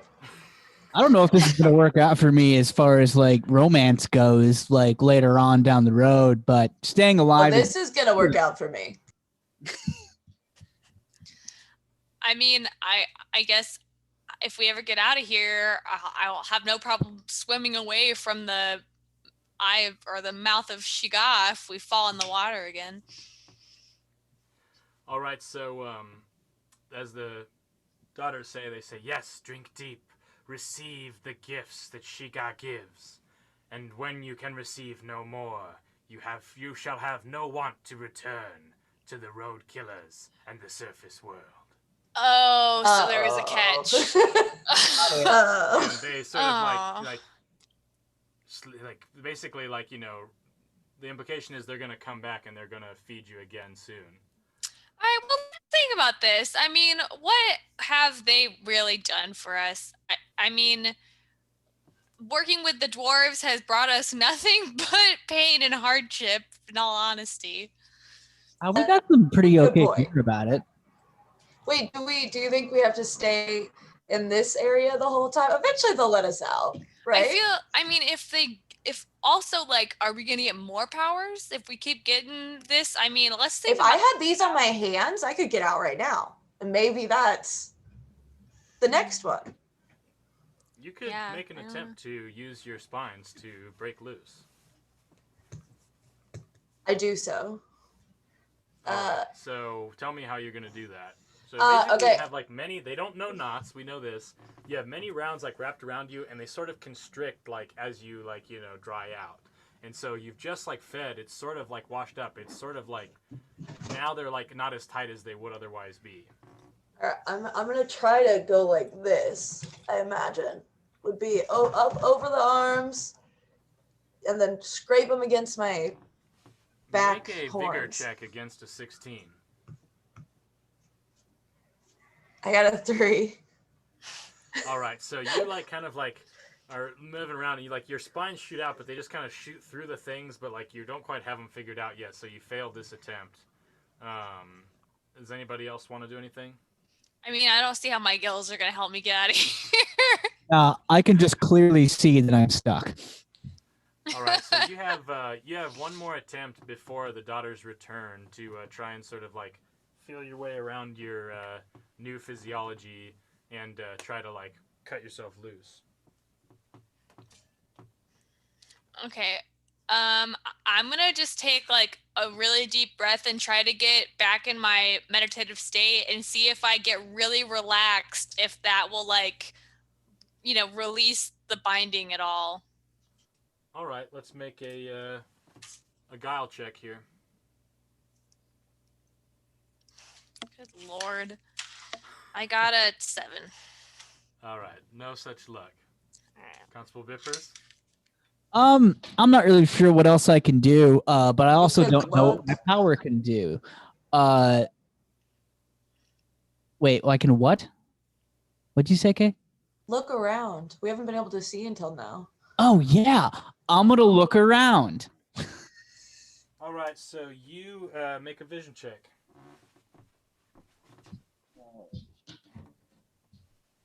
Oh wow. Fucking 7. Okay. Yeah, you see for the first time you sort of like glow up a little bit, like you're sort of ambiently glowing, and you peer through the dark. You can't see much. You think if you like kind of turn on the spotlight, like try to shine those halogens, that you might be able to see more. Flash those headlights, as it were. Yeah. If I wasn't wearing a shirt. So yeah, why don't you make a vigor check to try and like juice up your lights? Yeah, I'm gonna try that one again. Wow, doing pretty bad here. That is. Oh, shit, I rolled the wrong die. I got a 9. All right, so you kind of lift your like underarms a little bit, and there's like a little more like you got more bulbs active, and you can peer a little bit in the darkness farther, and you see across the way another hereto unnoticed tower, and it has someone chained up, like kind of wrapped up similarly to you, but they look like much more far gone into the process. Basically, you see what looks like a Lizzie tied up across the way, sort of like just kind of like slobbering and like trying to break free. I'm gonna say, hey there, old timer. What are you in here for? I serve Shiga. Shiga has quenched my thirst. I guess we're doing the same thing. So basically, are we feeling that all of these guys were humans before they drank the tears of Sugar? Because this seems like Yeah. I'm getting here. Yeah. Yeah. Okay. I think we have to leave now. Before we were kind of like maybe we should, I maybe was like we shouldn't. powers would be cool, but Yeah. I'll try once more with my desperately now to get my spike back to undo my wrist bounds. All right. I'm kind of more over here, aren't I? also I'm a little worried that the dwarves will not accept us when we come back with our newfound powers. Well, I can hide mine. So I need to get like a scarf or something. I've got that rope if we can find our stuff. Yeah. So what's your roll here? Okay. I got an 11. All right. So you once more try, but you don't quite you can't quite figure it out, or it's a bad angle, or it's like kind of as you tighten. The priestesses return, and the first one that they pour their gifts to is this one that you've spotted now, who basically seems like they've gone full Lizzie now, and they sort of break free of their bindings, and they sort of scurry across the salt and off into the somewhere else in the cave. They seem to know now where to go, and they come to you and they offer you once more dried out. They pour the tears of Shiga. Do you accept them? This is my last time. Yeah. I swear. But yes. I'm never gonna. I think from here on out, but I am thinking that maybe I'll get a little more powers if I just get a little more. Yeah. Taste. I'm actually not addicted and can quit anytime I want to, and I'm not hurting anyone but myself. Yeah, I just don't want to right now. All right. Yeah, so I agree. Take another drought, and we're going to start. Accept the gifts of Shiga. Surrender to Shiga. Yeah. Okay. Okay, give it. All right. Effie, make a roll. D10.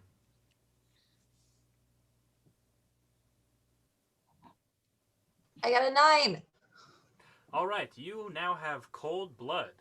So you basically are, not endothermic, I believe is the term anymore.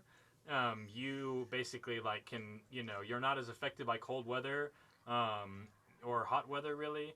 And you don't give off a heat signature. You can sort of, kind of to be determined actually. I don't fully mechanically know what that means, but you're now cold-blooded. I feel the same. I think one effect would definitely be that you could go into stasis and be very inactive without effect for a long time. Kind of reserve your energy. And then I'm also going to say you have basically some kind of cold resistance, though it is going to be kind of slow you down. You could swim in cold water and stuff with no issues. Nice. Constable Bippers. I got a 4. All right, so this time you sprout basically big webbed hands and fins. So you now have a move speed in the water. You can swim as if you were running through the water. Yo, hell yeah. That's gonna be hard to hide. Alka. I got a 9 as well. All right, so we're gonna bump you down 1, and you as you're lapping up the tears of Shiga, your tongue gets more and more emphatic and is reaching out to basically right up to the thing. You now have a prehensile tongue, so it's about 4 feet long. You can reach your tongue out from your body and grab stuff with it. It's like a little. Can I retract it at will as well? Yep, you can do Okay, so it's like a for roll up kind of. All right. Yeah. So then they disperse and return to whatever it is they do, and you guys are left alone again. Well, this is weird. I could still hide it though. I feel comfortable with that. And you're licking your gills and just Just like, I actually have had an itch on my back this whole time, so I'm gonna take care of that. I feel so Sorry, good. skinning, man. All right, so that was the last time, you guys. That's Okay. So we Did gotta figure this did out. anyone gain anything that they can use? I Get us got out of here. I got this like new found unbound limb that I'm gonna try to use to unbind my arms. Okay, that sounds great. Yeah. All right, so Do I have claw hands now? Yeah. Oh, that's pretty handy now. No, right? no, sorry, you have web hands. you Oh. have like fins and like webbed hands. You basically have like built-in flippers and like scuba gear. You know. Oh, okay. Which I feel like does you no good in this very dry, salty, sandy No. Yeah. place. Okay, And so you can can see them really well because you can light yourself up. You can see that I'm It's becoming very a ironic. motherfucker. You're having a clear glimpse of the irony here. there's really no way that you could hide your new powers from the dwarves when we get back because you're Mine like are totally lit up invisible. like a candle. Like, oh, I'm okay. gonna wear a lot of torso covering shirts and will keep my hands in my pocket. Okay. So can I do a check to see if I can untie my bindings with my tongue? Yeah, so it appears that you're going to be able to undo your bindings with your prehensile tongue, though it is a salty process, and it's... All right, so I want you to make... you have to make 2 successful checks in order to do this, and it's going to be a 12 based on your grace. Okay. Okay, so I got a 17 to start. All right, so you actually free one of your hands. What? You guys, I got one hand out. And now you're going to have Nice. advantage to free yourself the rest of the way, because you're no longer bound up as much. Okay. Okay, so okay, my first roll wasn't so good, so I'm gonna try again, and my second roll wasn't as good, so I got a 9. All right. So you managed to free one of your hands, and you're actively trying to undo the other one. And if you guys are making any escape attempts? I'm gonna try once more. Yeah. So give us a spine check here against the 16. All right. Vigor based. I got a 15. All right, and one more check. You get 2 checks. All right. Come on. 13. All right. All right, so you're like shing, shing, shing, shing, like shooting the spines right out. It's just not seeming to work out for you, though. And then you can see that the daughters of Shiga are once more returning. Constable Vippers. Is this my escape attempt? Yeah. Any kind of, idea for an escape attempt? I'm gonna try to flare my lights up so hard that they get hot. Don't know if they can do that, but yep, that's part of learning how to drive a car. All right, so let's make that a vigor attempt, and we'll say same with Caitlin. If you do a 16, you might be able to sort of like at least sort of weaken and brittleize, kind of dry out the bandages and kind of tear them. I got a 23.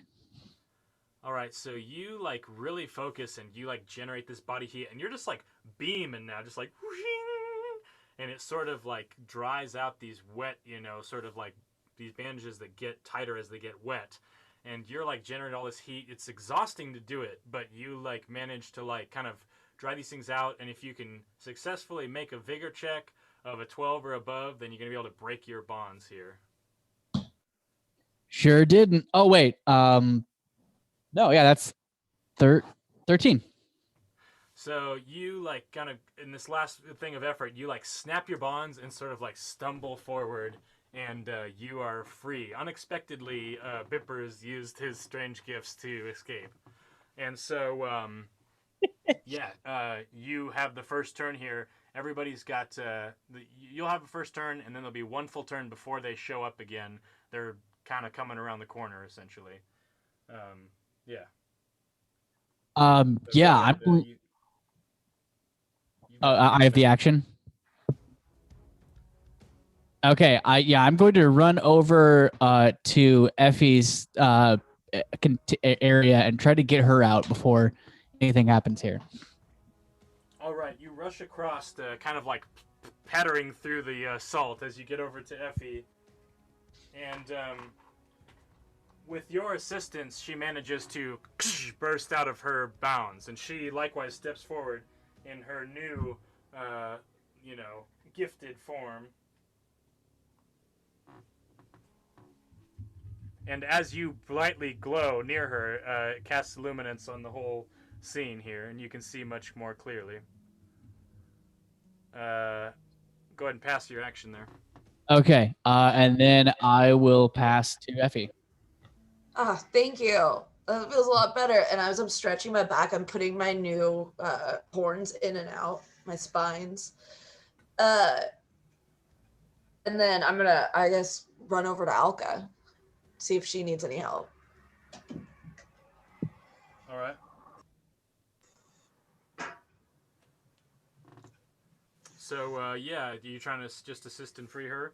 Yeah, I guess I didn't know if she was out all the way yet. Are you out? She's not quite out all the way. But with your assistance and with her, like, kind of uncomfortably lapping your tongue, trying to help you along, hitting you with her tongue, you manage to get free, and she likewise bursts. Basically, we've got a where the priestesses came from, and then we've got an exit out to our left here. What will you do? Run towards the left. Wait, can anyone hear Rayanne? No. For some reason, I cannot.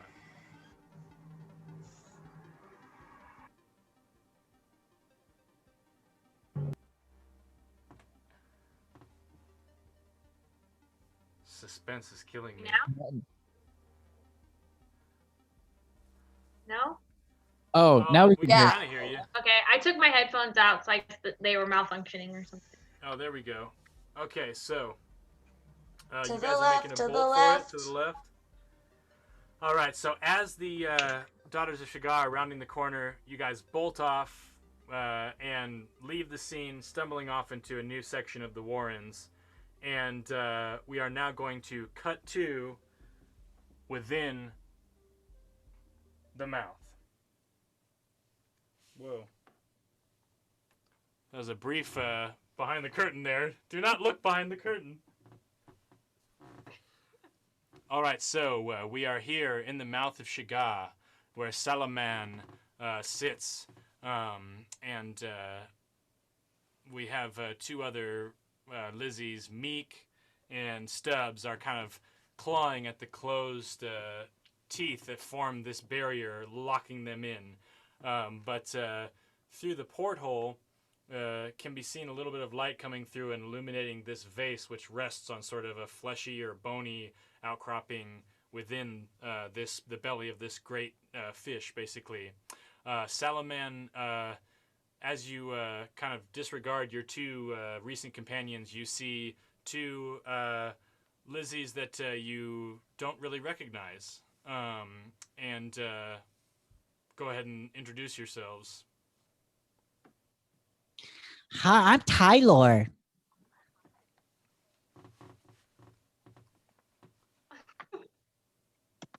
I'm just a little guy. Hello? Salaman, you see an oddly small Lizzie kind of stumbling on, and notably with one big thumb. Is that right? Yeah, he's got one big thumb because he bit it off.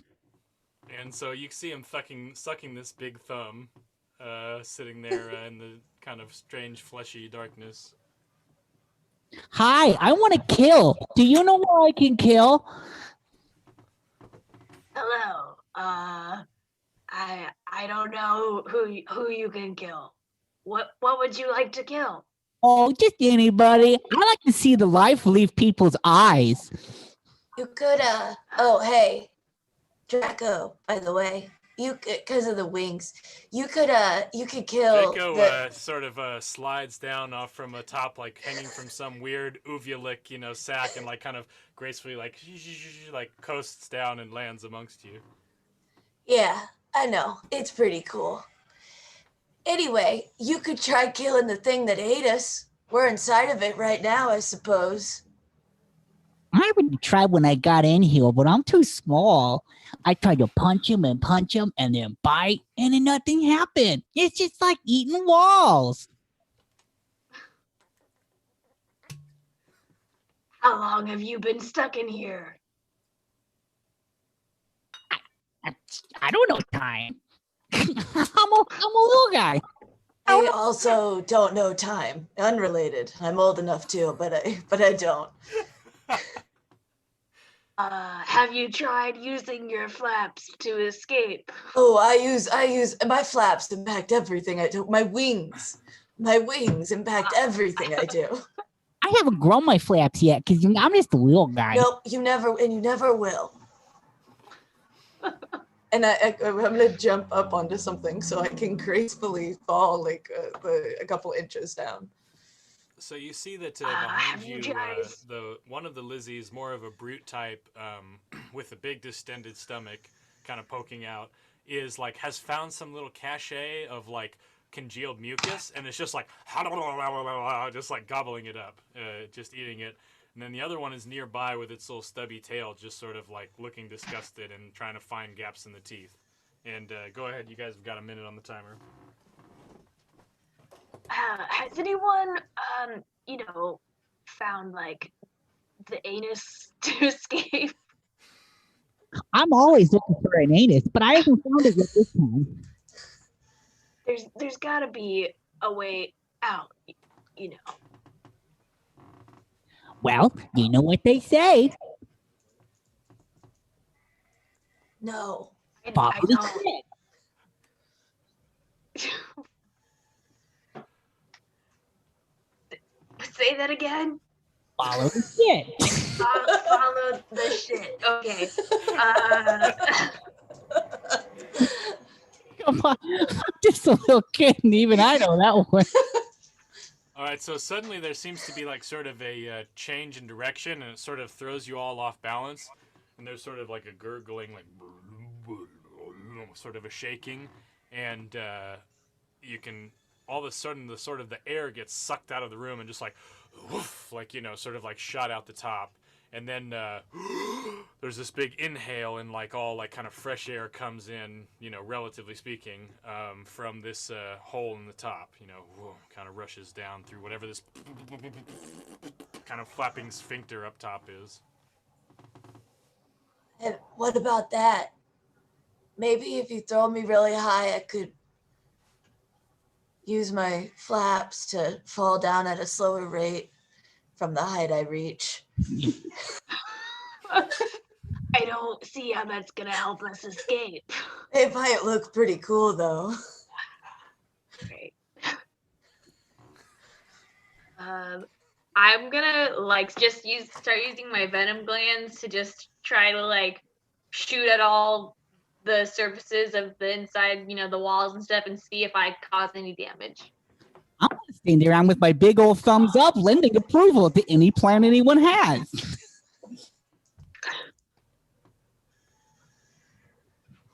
Hey, wait a minute. One of the Lizzies comes up and starts to regard you guys. It looks like the one with the stubby tail. This little one just occurred to me. It might become useful here.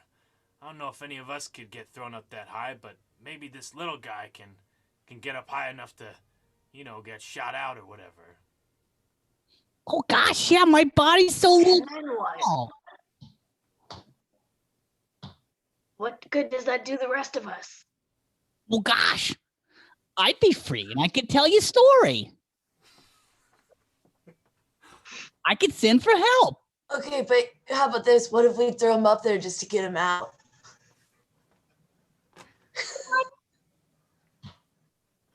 You don't want to leave little old Tyler.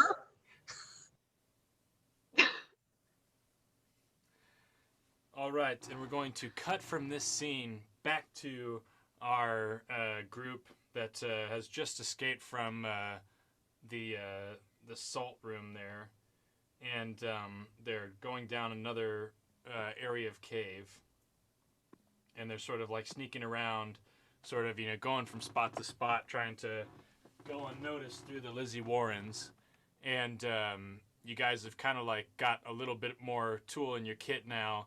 You go through some areas that are like, more aquatic, and you dive in, and you're swimming through quickly, and you're breathing, and you're using your spines. You're sort of starting, and it's like it kind of like it does feel like a strange environment, but at the same time it's like feels a little familiar now, and you're kind of like, yeah, this is all right, like I can kind of do this.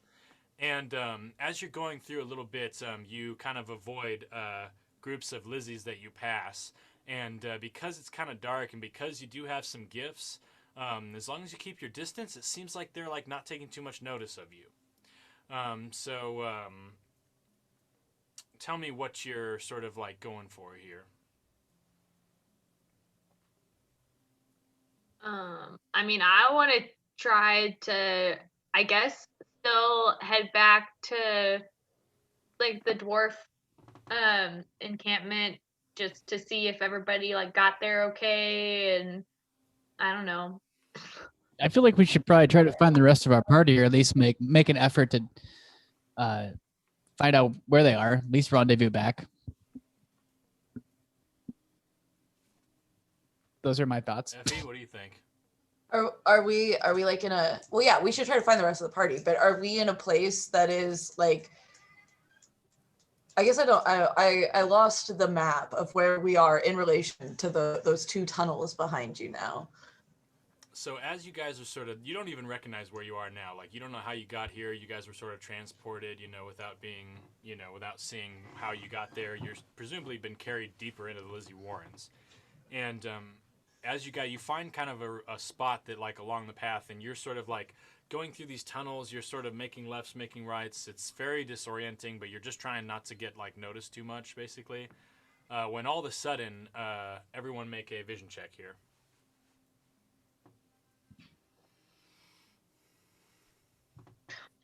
Please. 19. 8. 11. All right, Constable Bippers, you notice around the corner a familiar face here. Kind of crouched, hiding, and then behind a rock there's like a little orange tail sticking out. I'm gonna say, "Hark! Who goes there?" Whoa! Like, stay back, lizards. You guys are freaky, and I don't want anything to do with you. No. Oh wait, I'm not a Lizzie anymore. No. Look at me. Come here. No. Safe. I'm like covering my neck, I and like inch my over tongue to slips him. out a little bit, and I just like put it back in. I'm like, hey. It's Hey you man, guys. how are you? We're the same. We're the exact same.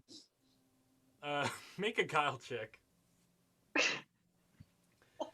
To see if Rollin notices your obvious mutations. I got a 16, so I'm covering up. Rollin's making a vision check here. My spikes are in, and you can't see cold-blooded. So I'm just taken hostage with these Lizzies. Yeah, I got a 5, and What the heck sometimes happened to you guys? Nothing. What are you talking about? Don't worry about it. I'm pretty sure last time we met, you guys did not have, like, Lizzie stuff going on. So that's really uncomfortable for me right now. Because I do not have a very good history with Lizzies. You know what I mean? Listen, Rollin, you're just tripping again. You're seeing things. How did this happen? Yeah, drugs. You remember? You were vaped. You were vaped. I don't know. Okay, you might be right about that. Well, listen, we'll talk about this later. You guys are definitely freaking me out, but listen, I think I've been crawling around. I'm glad I got it. I've been here for days. Honestly, I've just been surviving off of what little snacks I had packed in Sleepy Bill's little pack here. I had some dried fruits. I had some dried meats. I did have a little bit of ale. It's not the best. And like, I'm honestly starving. Like, it's been hours since I ate. You're starving. We're gonna eat you. Okay, but listen, I did manage to scout out the area a little bit, and I want to show you. I think that I can make us a map to help guide us around in here. How's that? All right. So check this out. Everybody gather around. Come, take a look. Okay, come here.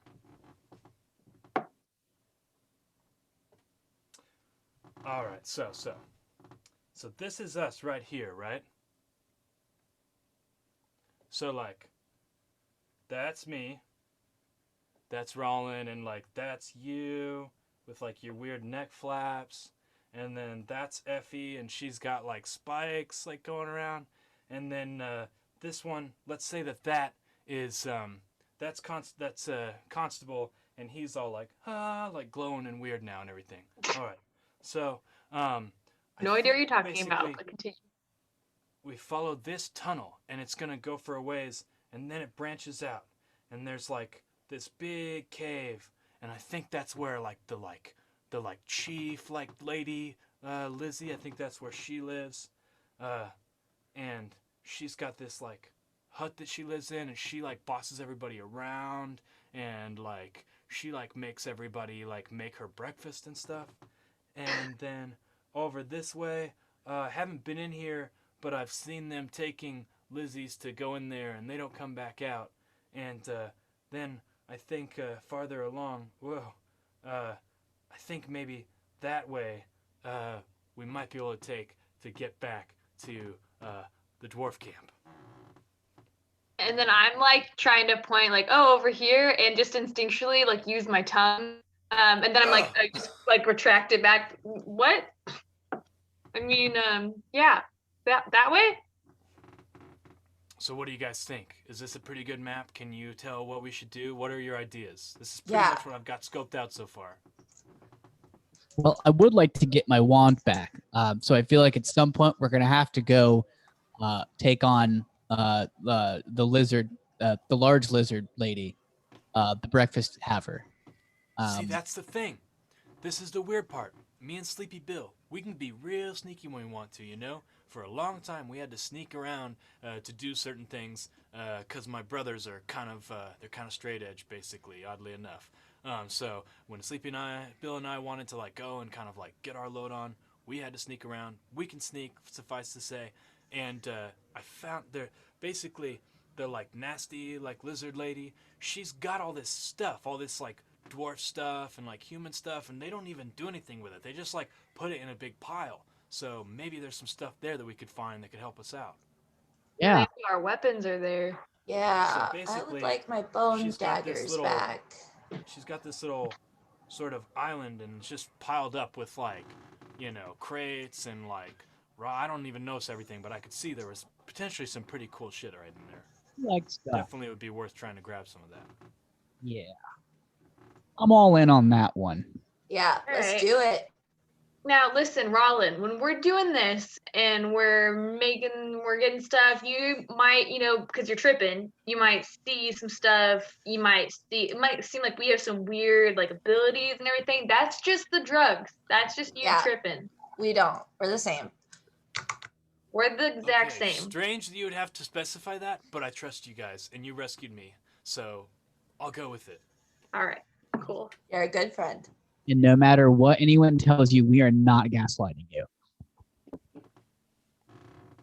All right, and so with that, we're going to go once around the horn and sort of sign off here. So let's start with Effie and pass it around. I am glad we got out of that one. And I will say, my 2 powers are super sick. I feel like the other two might be feeling a little gypped, but like retractable spikes, cold-blooded, still smoking hot, Effie.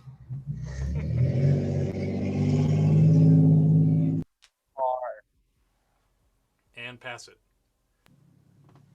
Bippers? Well, we came back from the brink of death, and it's good to have a source of light now that doesn't burn people. It is attached to my body. I'm confused as to how the ladies back home are going to want to shack up with a now illuminated former Rat King salesman. But I think those are chances I'm willing to take. And Alchem. I mean, things were really not going well there for a while. I felt like all my instincts were off. I was really, really fucking up. And then now, you know, with these new powers, with this like new limb and being able to breathe underwater, I feel like this newfound confidence. And you know, I always kind of felt like I didn't fit into the group before, but now the three of us have this kind of bond of new powers, and I feel like I belong. All right. And with that, we are going to end tonight's session. Thanks for coming, guys. It was a really great session. It was cool to have a little breakout and kind of, I know it was a little bit railroady and a little bit unconventional, but I still thought it was fun, and I thought everyone did a great job. So I've got back-to-back. I'm playing again tomorrow night, and so I will do a better job of kind of getting the highlight clips from each of these, and I'll do a little, you know, double reel so that when we all can meet up together, we'll kind of get up to speed on the two separate story arcs here. Would you also mind like emailing out the recording of tomorrow's session in Yeah, case, like, we typically wanna I put watch them the on whole YouTube thing? in the next couple days, so I kind of thought you guys had the links to that. I will repost that in the group here. Okay, thanks. Okay, well, I know it's getting pretty late where Caitlin and Nick are, so I'll let you guys go, but thanks for playing, and It was a lot of fun this week. Yeah, it's good. I need a new character sheet. mine, yeah, mine looks like shit. kind of choked up. Yeah, I'm definitely, well, here, I'm going to pause the recording.